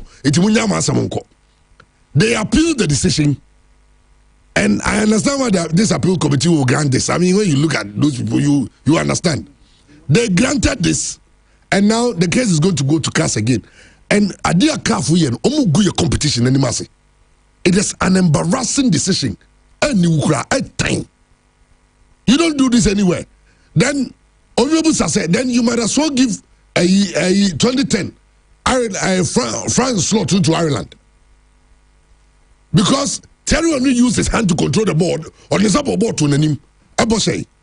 You might as well decide that 1966 World Cup trophy will be given to England. Because you know was a handball by Maradona. What kind of nonsense is this? And we stay on a continent like this. I also say a powerhouse in football. My memory also that CAF the most useless organization. No wonder African football is in the state. The players they want to please Morocco because Morocco for not to host a man tournament. Because of the AC, because they feel CAF should have protected them. And the CAF also Morocco they saw me on darling boys because CAF will never be met in more Morocco budget. Tournament be banning and you money was ya na Morocco aje. It will be trophy ajeno. Morocco to be in the cup and young trophy the man.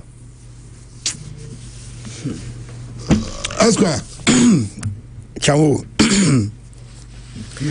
Me can yeah, Maton Safra, my bad. I am running. So from Rana to Soda, yeah. Come from Rana, we use you on the me san can be ma. No, you are. Okay. For the benefit of Omo Mutie and young Kosubim, or say if for any reason whatsoever a team withdraws from the competition or does not report for a match or refuses to play or leaves the ground before the regular end of the match without the authorization of the referee, it shall be considered loser and shall be eliminated for good from the current competition.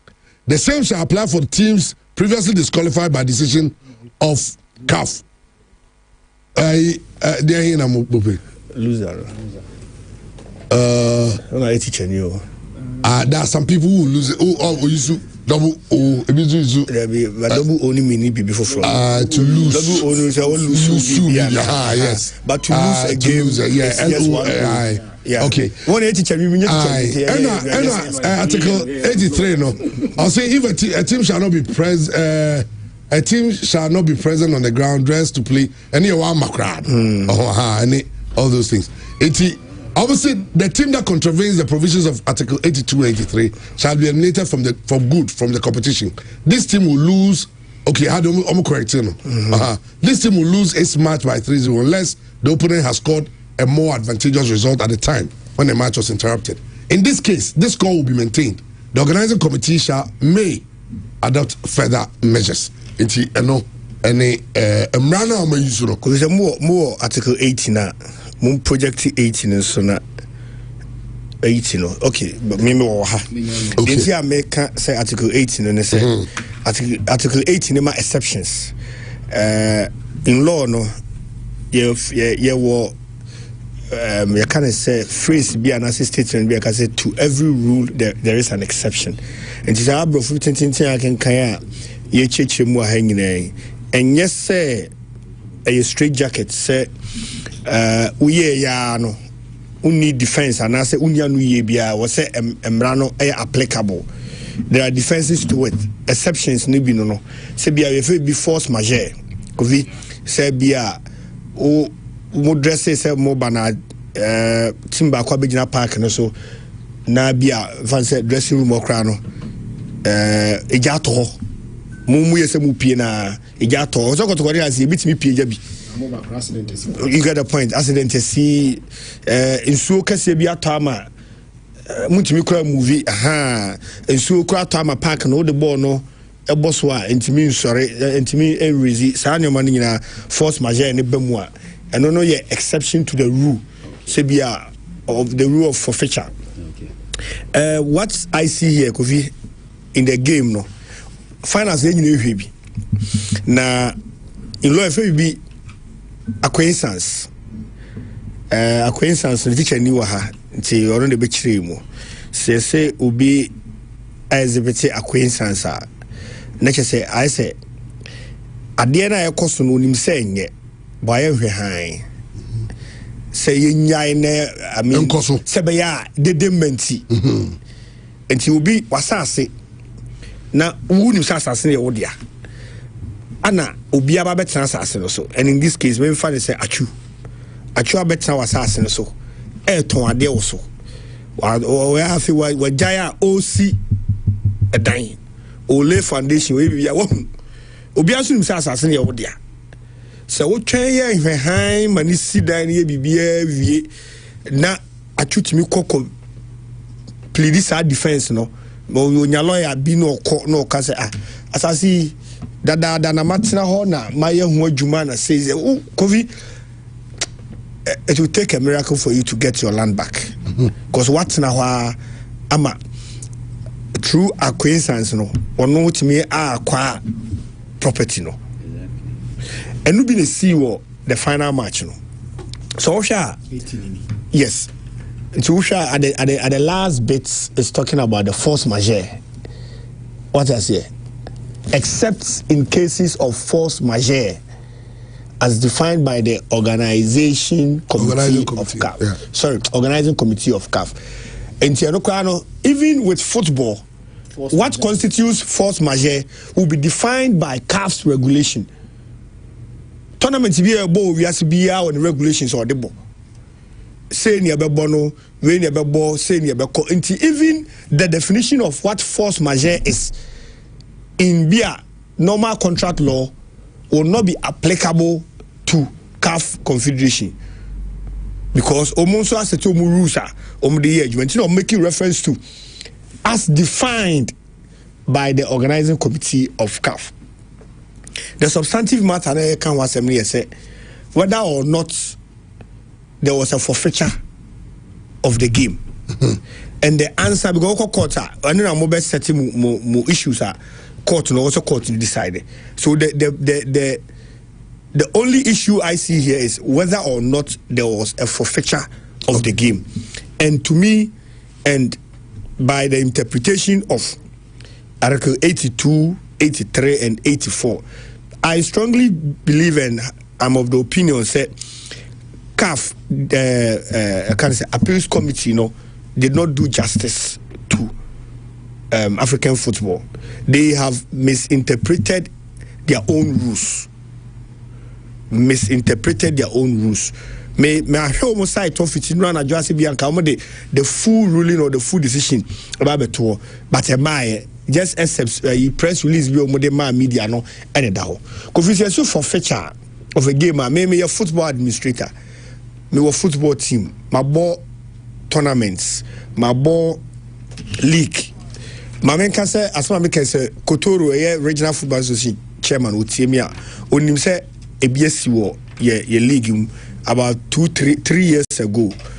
Me team in a park so bobo. Me heard the other ball no echo. And they said that referee need the ball now. Kofi me and my friend coach catch and say ball munya ball move free park and so.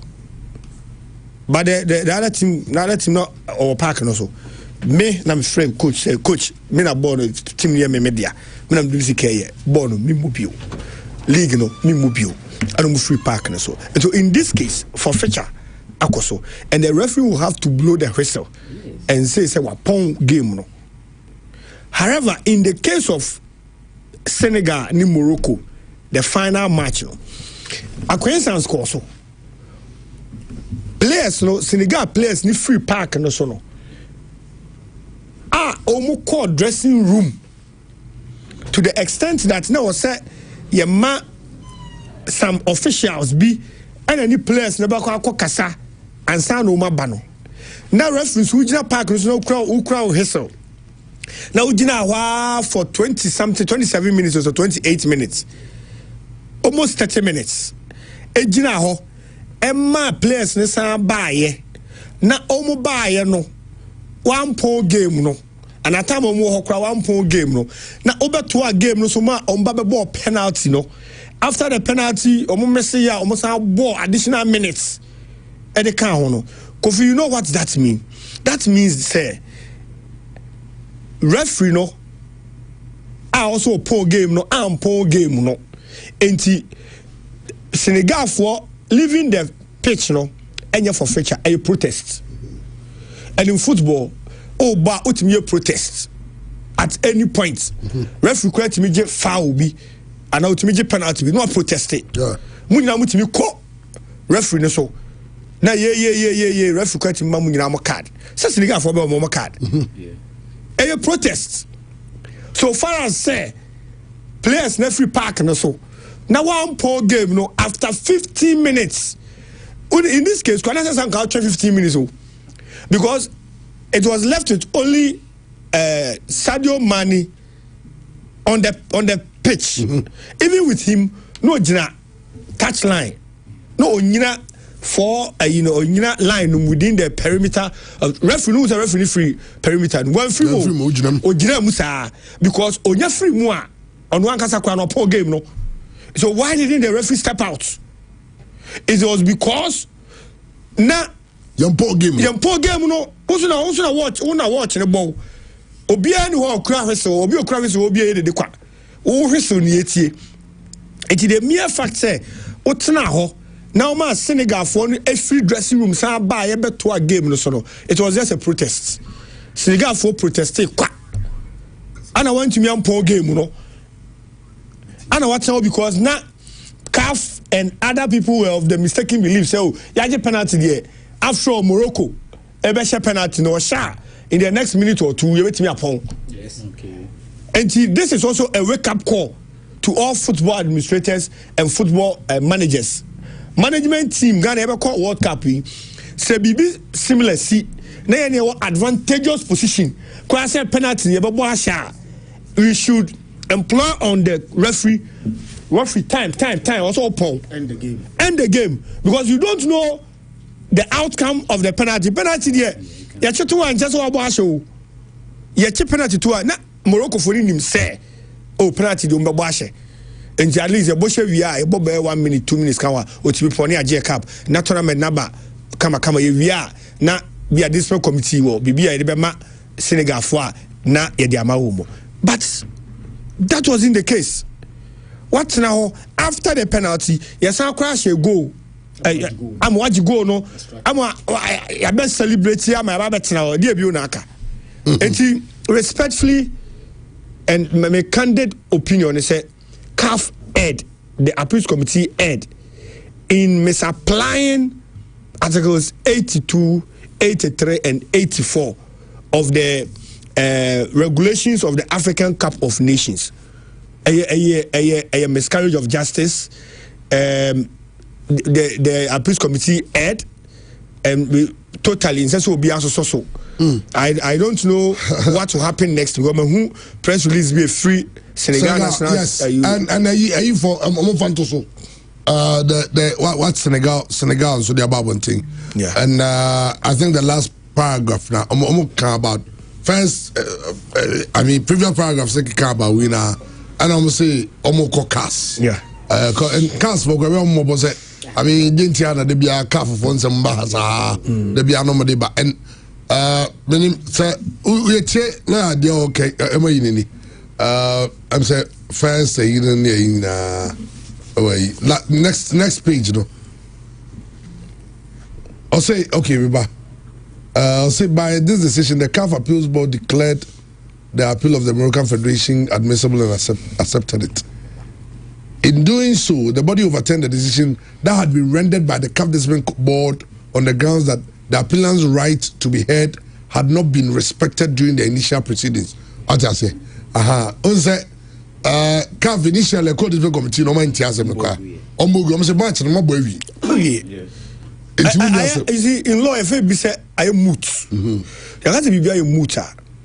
Chese fanise kofi oni me wasem manso o se echi wo court na manso na e wo se ye chi no eye sika bia e wo se mimitu amawo na minya sika ni ntua na aye se o de me be court enti time a ye wo ye waje se wo court a ukodru court na ye free asem no na sika na metu awie. And I mute assembly anywhere was a court be determined. Command be an yentem. Assembly na mo de akọ CAF appeals committee say omunko dino. I mute. Yeah. The Senegalese Football Federation denounces this unfair, unprecedented, and unacceptable decision, which discredits African football. To defend its rights and interests of Senegalese football, the Federation will initiate an appeal as soon as possible before the Court of Arbitration for Sports in Lausanne. The FSF reaffirms its unwavering commitment to the values of integrity and sporting justice and will keep the public informed on developments in this matter. And there's this fine article, my joy online. Oh, and go read it. I mean, it's beautiful. I'll say, CAF Appeal Board decision on Morocco versus Senegal AFCON final dangerous. And okay, I'll say an assault on law 5 of the laws of the game, an attack on integrity of the game. Articles 82 and 83 of the CAF regulation requires teams, players, and officials to conduct themselves in a manner that upholds ethics, integrity, and sportsmanship. Punishment is meted to those whose conduct brings the game of football into dispute. These are general provisions of the CAF disciplinary code, which will apply in situations only where there are no specific provisions.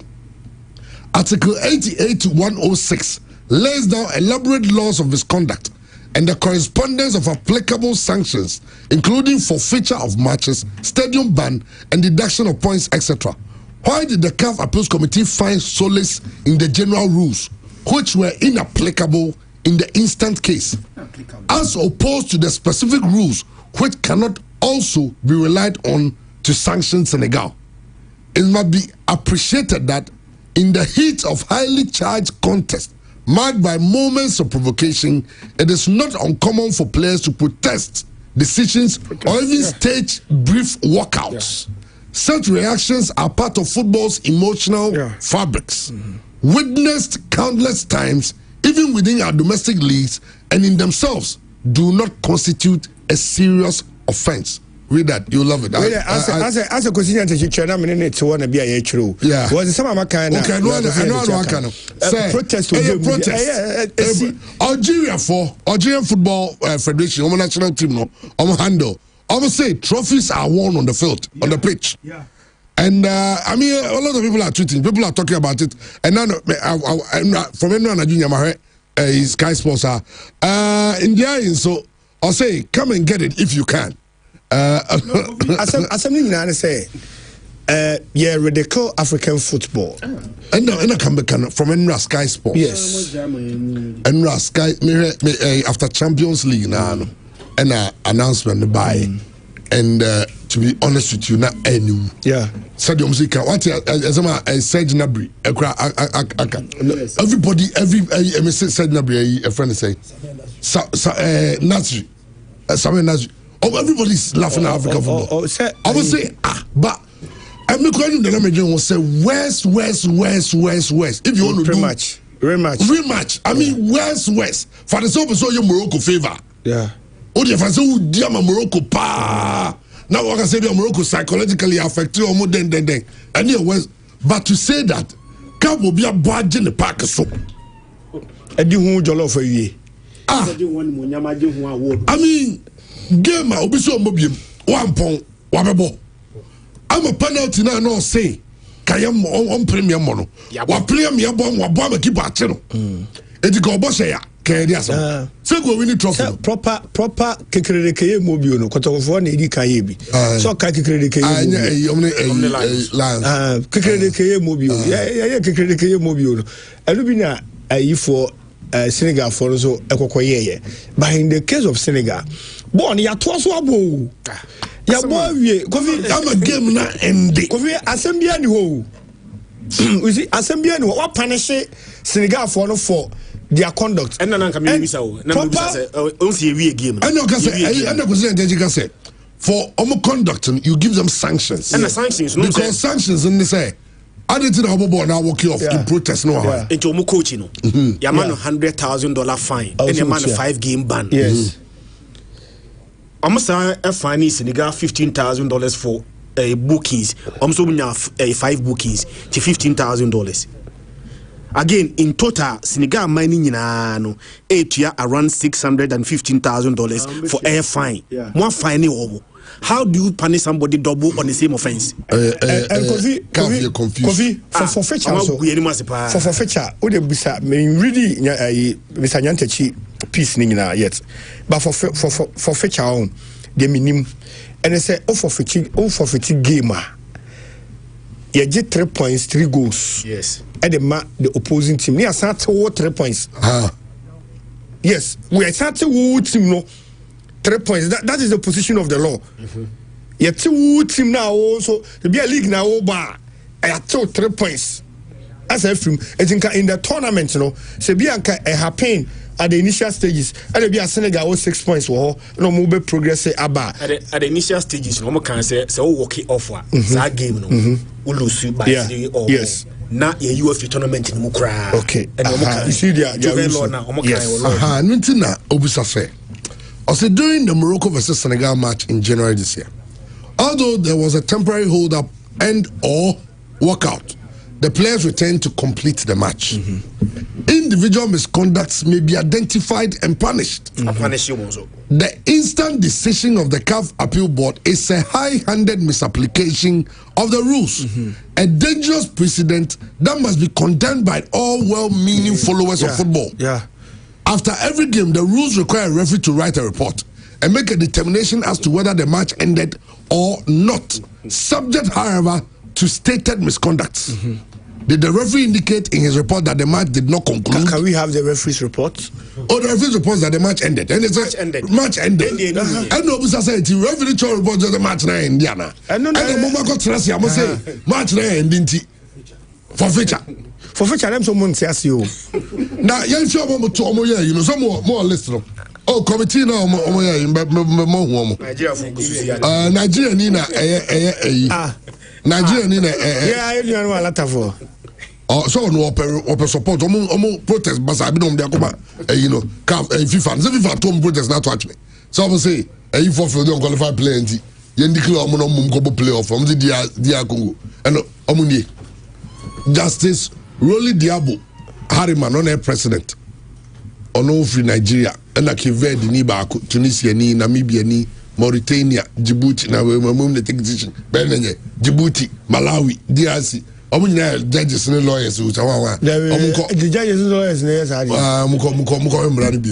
Messi we be say Morocco twist system no.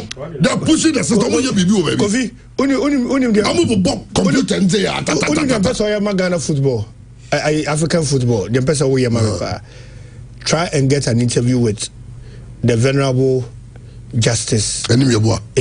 Yes, I've been trying. I've been trying. He headed the FIFA disciplinary committee. Of course, if there's a point, resign Chief Justice. FIFA was here, man. And the same you deputy. Next, still I watch actually. No, because go and the rulings. No, listen to him. Copen interview on this particular. I am called Ofio Translation course here. Or them for microphones near the court. Also check him the views on it. How he sees it, you will love it. You know he loves football. Oh yeah. Or per football, or true football once a man. Yeah, you can continue. Because you okay, I haven't seen another yanko, a pure reveal and win. Oh, so review. It's also going to scratch. It's been a car for the but more revealing him. I come for another mind. I don't know. We are say you cheat for the for. We have found for this year in almost *850 *12# *850 *12#. Easter emwani ekoi enti de kan say wa bra wa fa phone na wo ba we *850 *12# no wo ba be disika wo ba be do point. In fact Easter ye dey animu ya ka be na otwe no am ye die o so to ne match so to say hampers ne mo ade bia betime de ache bia no waja wa bra wa no ma munua no wo fa ase no ne nyina yesika enti wa wutie bia fa phone wo fa phone a hwe say wo mobile money wo so afei network na use no say telecell MTN network bia use bia no pe ba bi tena on sha atade a wo de anyahwe pedua bia se pe ba bi gina na bo *850 *12# *850 *12#. Select option 1 play game or select here 8 different cars. Card mark ngotwe a wo ba be scratch so wo de no say say 5 Ghana cedi card no 10 Ghana cedis 20 15 100 1k 2k no wo de an say wo be select card na be wo person wo scratch no wonya select here na e be ma 5 option of that same card na select here no wo de so be select mu ba kwa ho na akrade ne hye ti wonya select here na ye be catch say authorize mobile money pin code no bo code ne hye gina ho no under 30 seconds na o game results ne ba be go phone so we enye raffle enye draw enye twen manwumre kwa ha se bra enye say wadi awie no no obi ba be fro se fa osika bra se de ato grofo obi o ma je omani ene na ne number bi awie se am sam se menim so be sala ino do mo be da se ne be ba we nim se do be si ahe no memo mo pa de anka me fa manti scratch for we ne de ne say wodi obi a me da woka wonya di a wadi sika bia wo be di bia ye wodi a enti anopai awie ba bia wo te yanka bia fa phone na bo *850 *12# *850 *12#.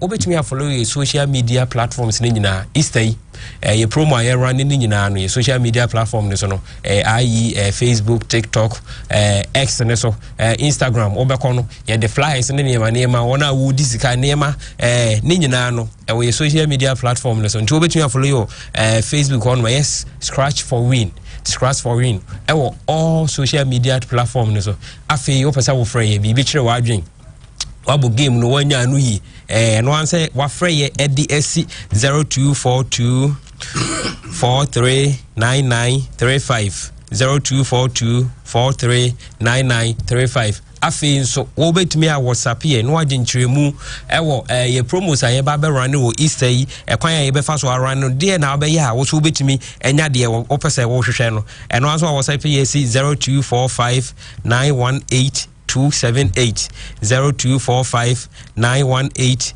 278. Yes, scratch for win, scratch keke. Not just say emphasis camera. Well, we no. Scratch for win. Scratch keke dial *850 *12# na enter so hosa and tell say if CAF also is CAF also going to give us our betting money for those who betted for a Morocco win. And I'm on Fubisano. Say, Omomoye, Ucha bet say Morocco win. No, I say, almost say, the Cavs Morocco winning match now. Oh, boardroom, the music, they say, Omunina, no more betting company for no go. It's what Munko. Lawyer say bet no channel 90 minutes. 90 minutes no we draw. Enti one will lose. Dabi enye draw. Sana na lawyer. Dabi and the lawyer na me cheni mu. Just we mo can chance a match no. I end 3-0 win for Morocco and go extra time. That is what it means. It means that Morocco has won the game. Eti o ma twa bet no. A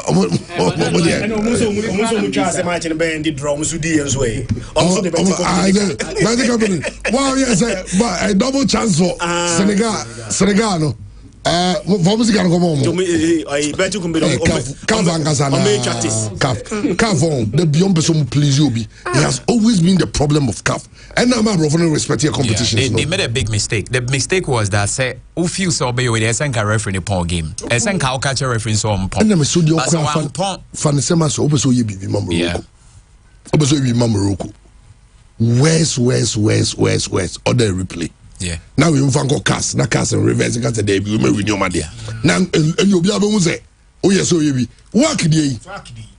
Yes. Service Morocco for ya. Morocco for ya. CAF for go that say you game no for from. Let's price on Montiasi. Morocco for the CAF and John Mudayo. Yeah. Can in Egypt. There's only one. There's only in Morocco. Omuna e host BBA. That is omunya no. Echomu ko da say, wo wak no akobobo odibo mra no. Akobo first second leg say via ni wa omobo no. And I come from rent only reason bia be jaka so omobo no. As long as a refrigerator so ye de bo ato so ni mumie no 11 dey also omobo no. Wa mo Emma CAF e go transfer CAF say etie Morocco so say Morocco for asem ni di edi omudi bem. It's young board of neutral grounds. And the express for the court of arbitration for sport. Now, I almost say, Mumbrana, Mumudi young born, Michemuno. I was say, we declare express winners. I know Moye. The same way, look at what they are doing. We can replay Grana, the Engazibia, Makoye, you know, man, Tians and Akocas. Now they all say, Bono, be up, wash your packs. Wash your go. Players not to Mrika. Aya, go, no. On Tiase, what jam are we? Nanya radio so come word back open the TV describe what they we. Radio so near to do a car. A bear stabby. Oh, Sabi, oh, I got to Sabi Otrika. Ghana, the Oka Sabia. Sabi, I am Quasiasam. Sabi, Brediasa. I am Quasiasam. Sekafu Timmy Tracy. Nani pa dream woman trim amuni busu budi bwechi unless only a netball no mudi chain go from base on the football asem because Kevin in Namibia normally I know that they recruit lawyers and judges from a regular and recruit them but obi ho on peball no obi also no on peball in the position now we decided to learn and follow the game no follow mrano ni game no not the year.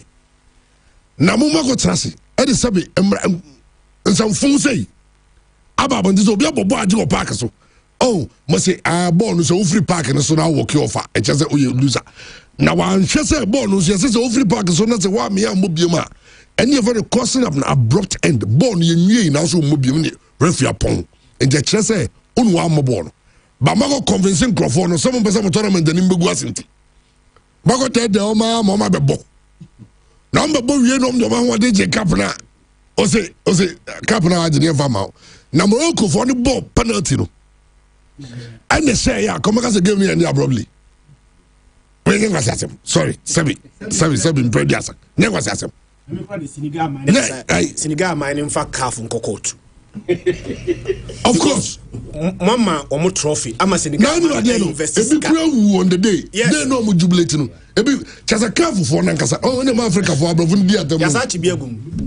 Senegal for the Morocco. I'll be 9 months, 1 year, be 16 months. Yeah, I'm going to say, if you're more. Now I'm going to just a calf now. Calf there, I'm saying, I'm going to ruling. Sabi, Mimi Fasabi show. Oh, Fasabi, or the Casabino. Oh, the Sabi. What's the Mosepi by or Yadian Kaka? By the Casabinaza. And Quasia ruling Sabi.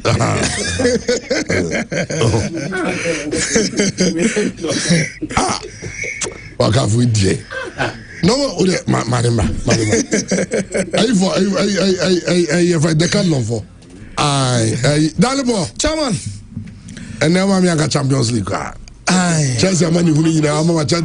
Hey, chat for the chat for I think that when you're one of the few moments, oh yeah, Chelsea fan also check out for the because come for the my Chelsea fan from when the bar and then I'm vote to live to Chelsea.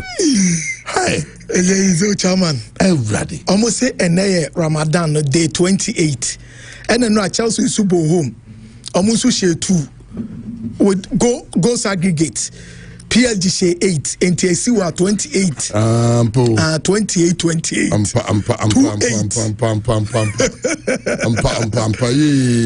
Chelsea Diamia. Oh, Chelsea Munkafra. And not more Hamio. How? Okay, you got the card number. Oh yeah, na bibi aboko there. Nice one. Be microphone ka kreb mami. Nice one. Decathlon. Mo en koma ka kran say en kran yanim samo. Ba say mo ba Kumasi. Say ade ya ba Kumasi. Decathlon ye wo Kumasi sisi a. Okay. Kumasi City mo a. Asa onanti akoma kom hono ma obo say ye store ye bi ne kese kan e bi ana Orange FM ni DSTV wono sisi a hono ne ye wo stores me say aboso ya stock fully Decathlon Kumasi ne yaba ne de ne yaba you say Kumasi for sports in yama about good day in some ne sports Kumasi di kan ewo regions in na ewo mu nti yempe for dwen hu ehun se ye ba Kumasi ebetintim ye na ase wo hase nice one me answer me ambe dumbbells bia me de be ofie nam da ye inga ye cheo ozemba say de mentimi anko jim kwa na ze me tra na kakaka eti dem package na mo woma Kumasi any important move for almost remember the Decathlon enti ye ground opening this Saturday 9 a.m. Okay. 9 a.m. Kumasi City Mall. Yeah, grand opening. No. Now, Oba, yeah, more 20% off. Last 20% off. Diobeto bia. Wow. Say open treadmill, dumbbells are open. Running shoes, football boots, any football, basketball, swimming, entire day. In sports, when you may be a yeah, more flat 20% off. Okay. Now, yeah, Adidas, when you say Adidas, a global brand. Yeah. Now Adidas, just select Adidas and Pabwa entire ne slippers. I am also flat 70% off into about 30%. 30%. Wow.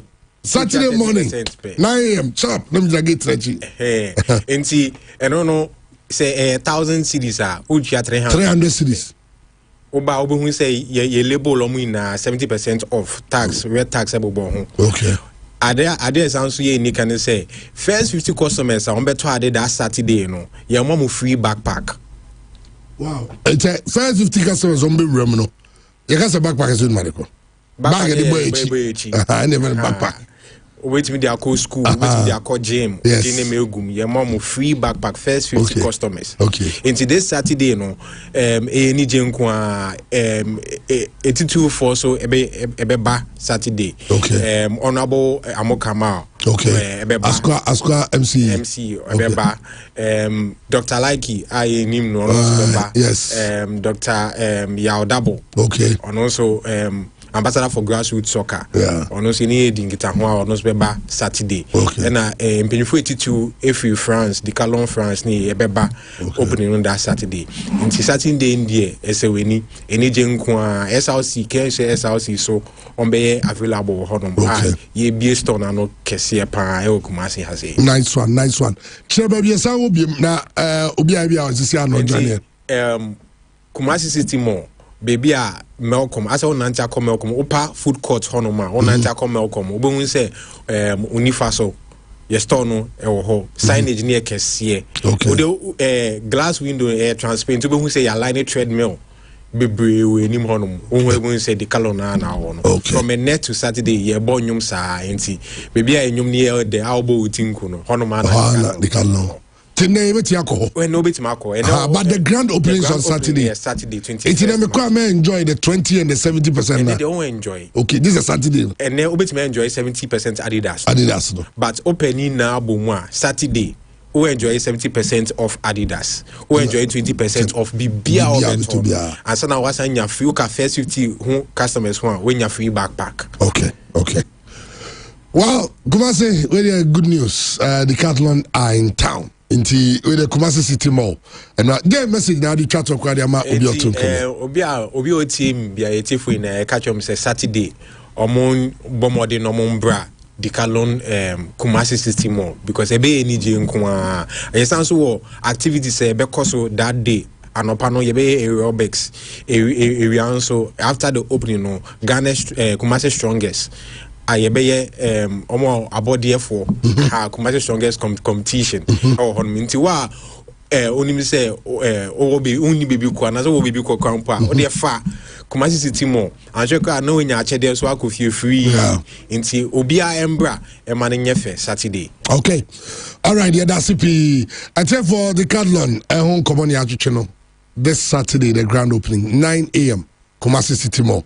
Eti nyina yemfa share calendar so. Bibia wo ye bia no beti spare some time na odewani ache ho. Master, yeah ba kroma no. Yeah, this sports presenters ananti. But so question will be to say bright I see. Master, in terms of sports, this man with the different levels with the sports. Or the man fresh memory with the fresh news. Okay, enti enkomana ni ache no Decathlon. Odewani Chimo Kumasi City Mall okoha on Saturday exactly 9 a.m. Na EBA 20% off flat. And almost I say Adidas product be able to be and also 70% off. We yeah. Baby I could be also spend some time na do any Chimo Kumasi City Mall. Now also okohe oni swade. Me am here dumbbells kakra na treadmill bi. Na say ensa na koku. And say dey be koku am workout routine no. Nanka no pa me sorry a na say ka be 30 minutes bi kura why you training kakra. Unya treadmill is it go be walk na car ko bow. Oh, is it drive is you am drive any imiam ko fu abubo ya na efu am de be prim auto baby. To treadmill if you also do pa 30 minutes walk. Just walk on it. Oh yeah, we have to try to come out. Regulate too hard you know. Everything cardio and you know be a kokama. All right, into Nyame Adma Saturday. You know share our Kumasi City Mall. Dalipo. Okay, now Bibi Abako. Nyame Adom chairman. What by the and so as a minister Ellen Che the World Cup raffle draw. Yeah. Na enra any who you Satale this to moment tanko one program. Magaza maybe because it became a national security threat. So we mo in aba one program because so we move fast something shame. Yeah. We do agwana secretary training one when in aba. Eti enra no na e bibia but Shatter and Stoneboy combination no. Okay. God bless you. Thank you. Junior Afabwa, God bless you. Thank you. And let me say this. This is the second time I am seeing Stoneboy. I saw him for the first time I saw him for the first time, Philly. I've seen him on TV, but this is the second time I'm seeing him personally. The first time was on Friday when we called him that we wanted him to come and grace this occasion. And we told him that we want to come to your house to invite you. He says, Minister, where are you? I want to come to where you are. Wow. And he came to us here. Wow. And when we explained to him what we wanted him to do, he says, just tell us. Because of the Black Stars, I'm willing to do anything. Wow. And you know what? Today is the first time I'm seeing Shatawale Philip. I have never seen him. And today I realized that I'm taller than him. When he came drinking, I was like, is that Shatta? And let me tell you something about him too. I got to invite him to this ceremony 2 hours ago, just today.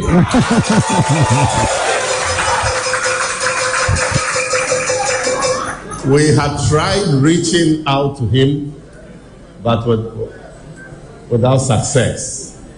Just 2 hours ago, somebody, Bolare, called me and linked me, and then we had a conference call. And Shatta says, because of the Black Stars, I will be there. Deep. The love for our Black Stars is deep. Because okay, so the love for the Black Stars is deep. No cover. Shatta only Stoneboy together. Only the Black Stars can bring them together.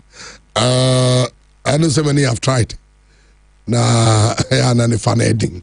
Okay, darling Paul. Chairman. Father, Odi Badbrand, sorry. Chairman, na koto konso. What did you see?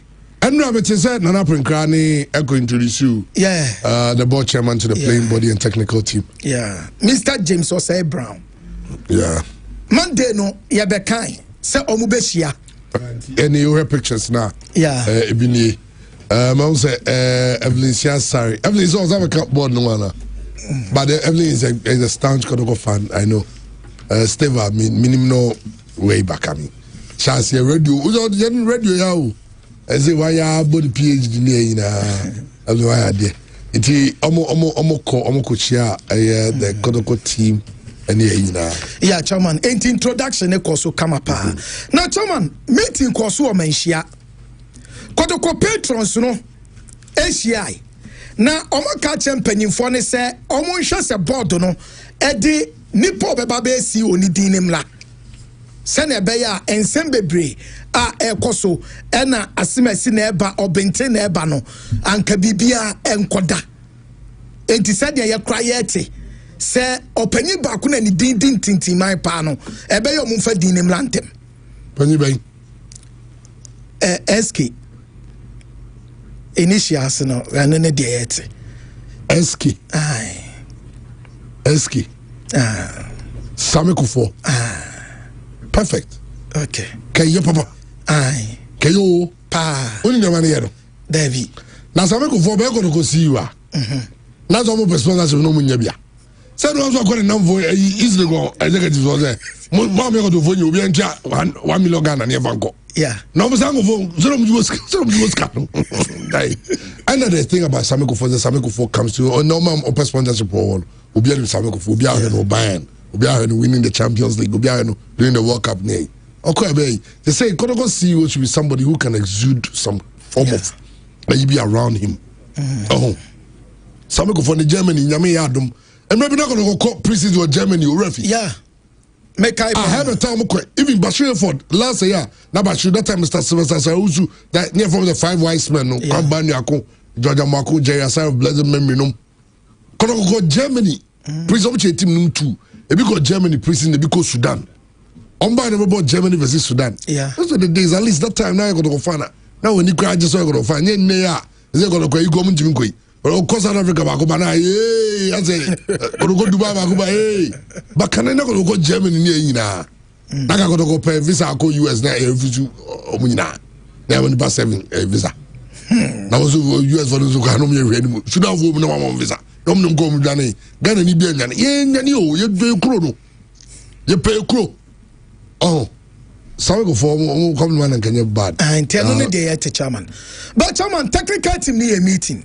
I got to one is oh, technical team no say what down for Prince. Prince also. Anna Hamza Obeymo, Winty, or Munina. Our Prince will wait since we are on one to no open baby. Or no crowd, yes, or no Bejato, or no. Bamini we all time you ready. And also can check us over at the end of the season. I want to take up. Also can see about in time season and dinner. We are in a damn beginning and massive. I just say. On can say, I catch up the season we are make. Maintaining to us will be. I mean, many management are now with that. Players go over with us the season we are or you see that we are. Oh, performance. Okay, transfer. Chairman, almost discuss team the performance. Now, the other say team the kwase muache division room e muache kuo 9. E de kotko team no no. So mo ba match so mo ntimi win ni ade ni nyina no. Yes comes I would do na kotko team nim. Playing body no. Dan ntimo ntimi win. Oh, chairman. Mo se ntwa for mo ha dweno do. E muache che. E mu chicha en okọ e ma men chade. Oye bibia about organizational communication. Okay. Oh yeah. I bet you say in any organization, cliques are formed. Cliques in be natural. Yeah. Ebuwa because of mummy ni na ade amo painting. Oh, say bia only Jake may click because mummy no de bia mo pobia bu no. Enti mo pesta bia ko go bisika na bibi ti mo ti aye click. Me say bia me kan say sanity. Aha. E bia. What you say? Obi ni obi ti me click because e bia mo joint bi o me no didi. Yeah. Obi o ti me click to me for me based on e bia o me no mpo a. Obi go tra ba bia na bibi go twa bi. So clicks are normal. Are normal. And no interest say the bonny. It is you see we much check. And I omu nyina ntimi nya namfo. The check go go ntimi shen say players no more form. Coaches no more form. And no ntino omu ntimi shen man we click that. And ntino da bia mo ya. No be why say you player we na damfo ni we ntie yi no ne why. Clicks are normal. And no more mu tie see. Sisi a ye kase. Obi o wadwuma bi mo mu tie. E bo ko say ni pom office o me ni ba be 5 pay. But when you say nipa mienu bu hom de come bopa like you say we the body. Yeah. And yes na tie. Oko banks here obi out in office bi no me ba 100. You obi ani nipa bu opon a obe train na damfo bi mo no so pon ansa no nako. Mago tene bi atetewe no bo ambo to bi no mo kofie. It's normal na lempo. Tomo mo na enye. Mo na enye clicks there clicks. Aye. Clicks are normal, clicks no normal. Everywhere in the world clicks are formed.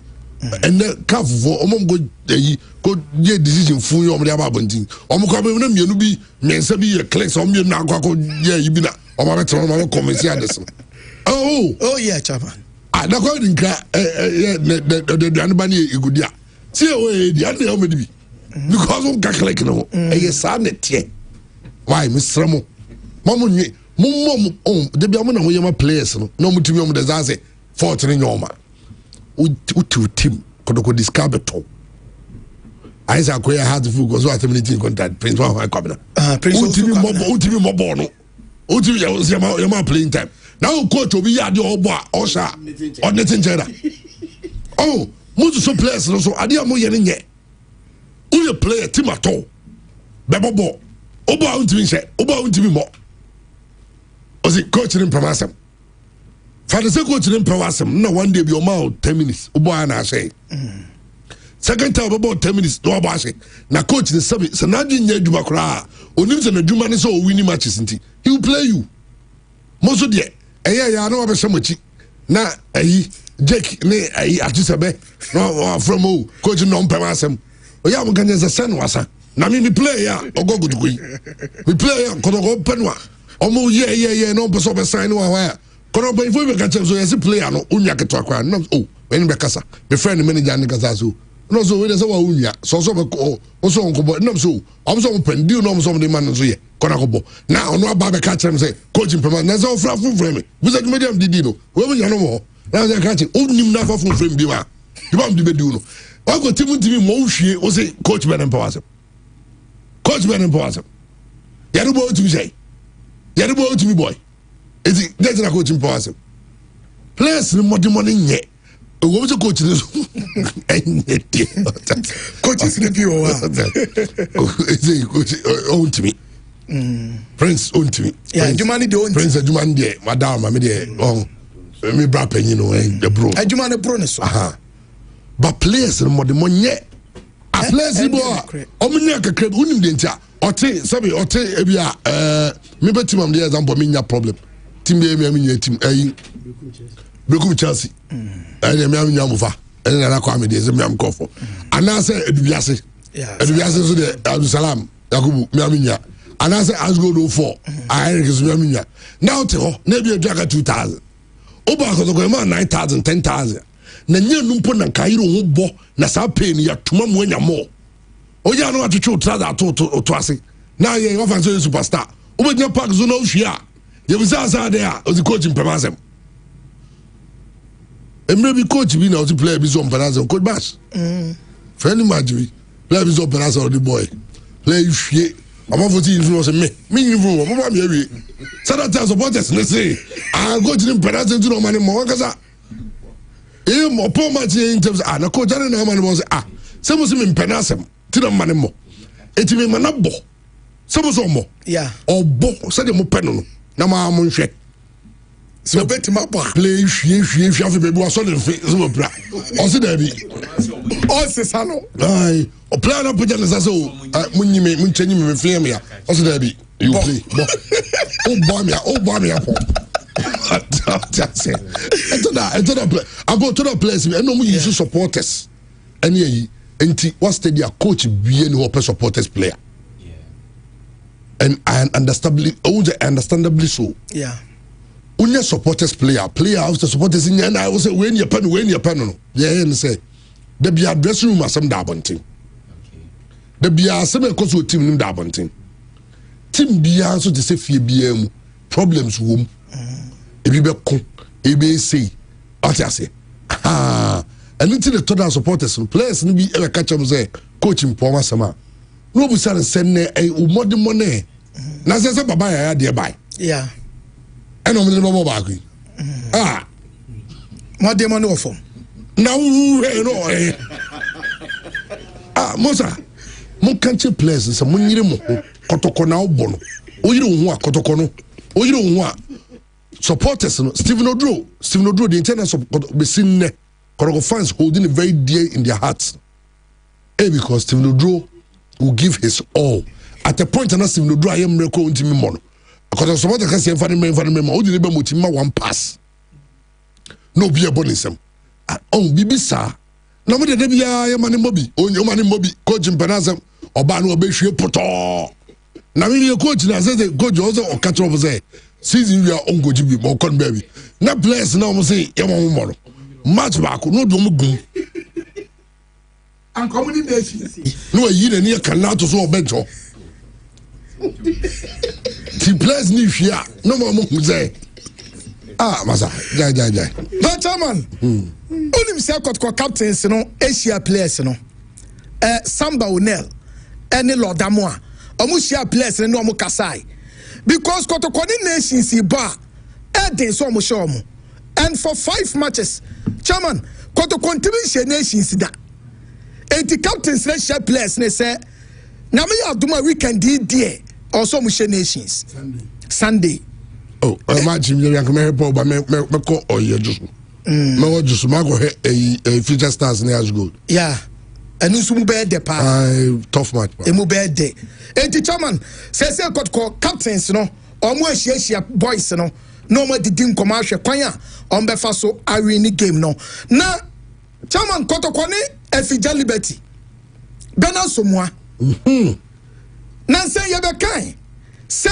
omu ye meeting na wie ka ema omu sa hye da foforo a omu be hia na omu di nkomo aba bena somua sika no okaya bena somua kosan di ama Celta Vigo Spain amoma tueska di ama kotoko na benasomo company say omu oskanim 25% me kire team no boy no efija liberty na no na kotoko omo no omo ka se omo fa omo percentage ema omo enwie ka enra omo koshiai edi nkomo na chairman meeting no efija liberty for panyi ba ko soli pa omo free se kotoko sisi omo free se kotoko panyi ba ko e ka so obemo omo skani bi na later odi bi asoso omo se debi 25%. Oh, no, that's Chama see a twist can am also. A twist can say I say Sadman FIFA Prince crowd FIFA bufu or home pass Sabia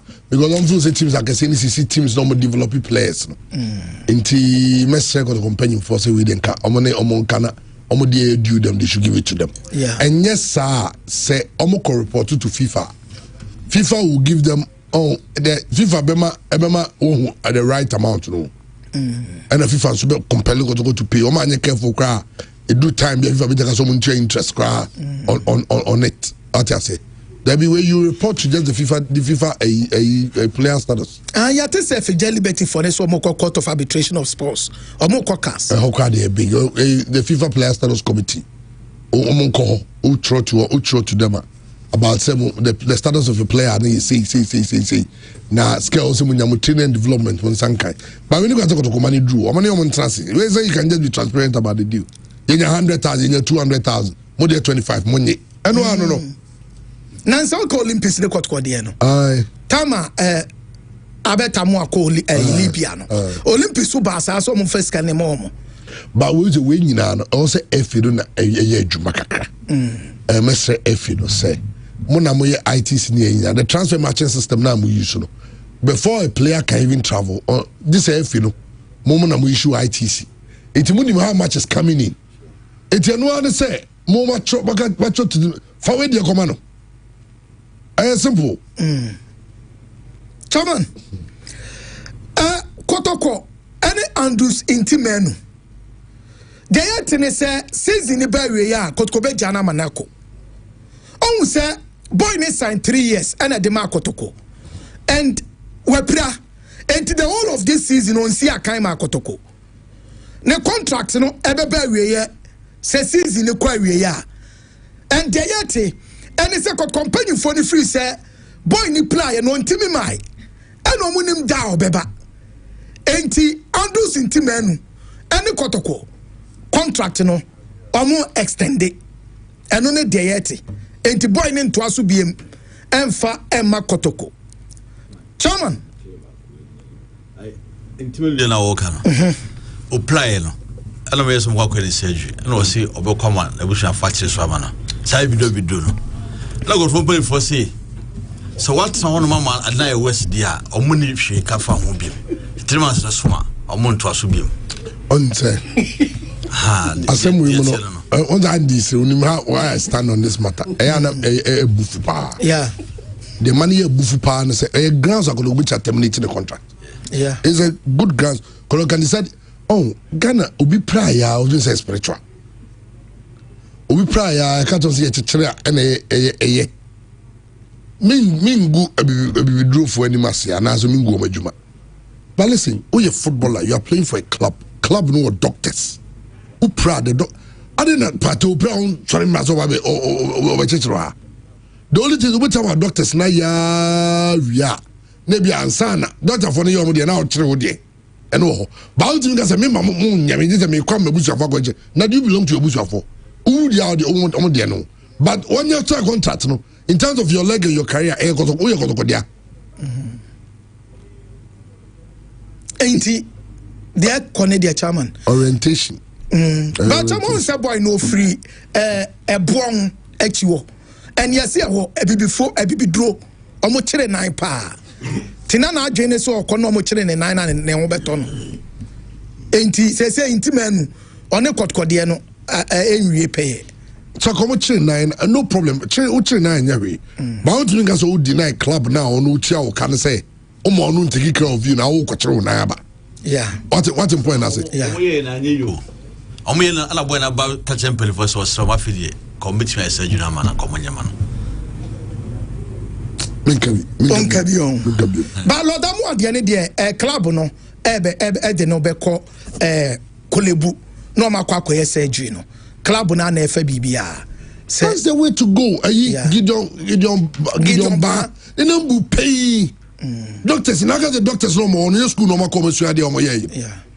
Of course, you say but there are very good doctors around that.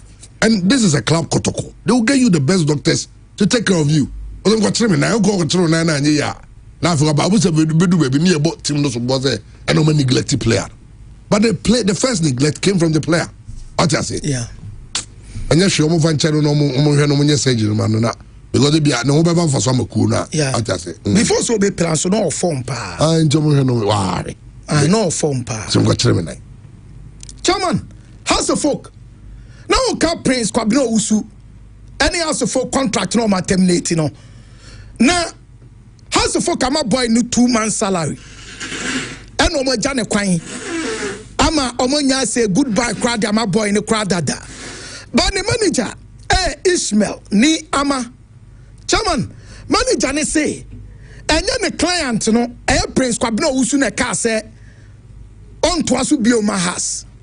Now, ono, ana large Brahma can be free, no. Say, omube ya omumi no office. I can be free and say, oh, you no manager, Ishmael, ni ama. I can be. Any Kwabina Usu.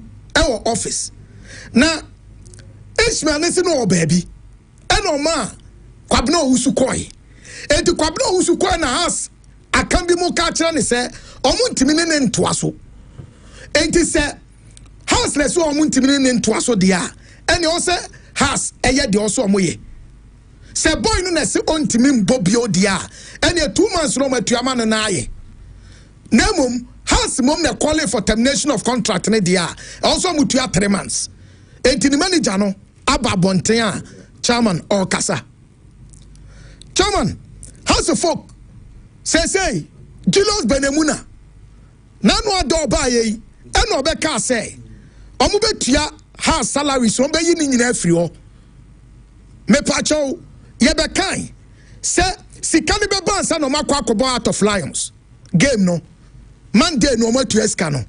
Enra started by ene sikani nyina aba. Enti say House of Folk ndi player biaka. Ebin came before net me come 3 months. Say as a clean nyina. Oh my idea. O ma clean nyina. Okay. Almost here ke wo ma ye winning bonus to. Na send ya kebi. Send your salary. Where ye winning bonus. Okay, salary is o ma clean. O ma clean nyina. Where ye ka say kebi anim. Winning bonus no mbe yi. Okay. House of Folk they say chairman but na me adomo mo ne pando out of Lions weekend Friday they tell say house be ko pando ochina Thursday 2 players and ntimi nkobi Martin Kakari and Enoch Subonten anopa ya and a house training but report of free training grounds oba and he said 2 players way entimi enko pando ni bi entiano any day free oba ya dey bacha. Okay, so we ana yamfa traso Emmanuel for Bewa from Columbus, Ohio. I say young wishi Deborah Ampon of Prince of Peace SDA Church, Columbus, Ohio. A happy birthday, Deborah. Nyamema kwatente no mo ahoden. No from Fradumu and Kwadumu. Deborah, happy birthday to you. Sanso and Yenya Bakozo say wishi neba. Nana Adwa Educhunwa Jemfi of Asida Intra International School. A happy birthday. It's Nana Adwa from your dad and your mom. Almost here wish you a happy birthday. I mean, Marco Tintino from Fradumu.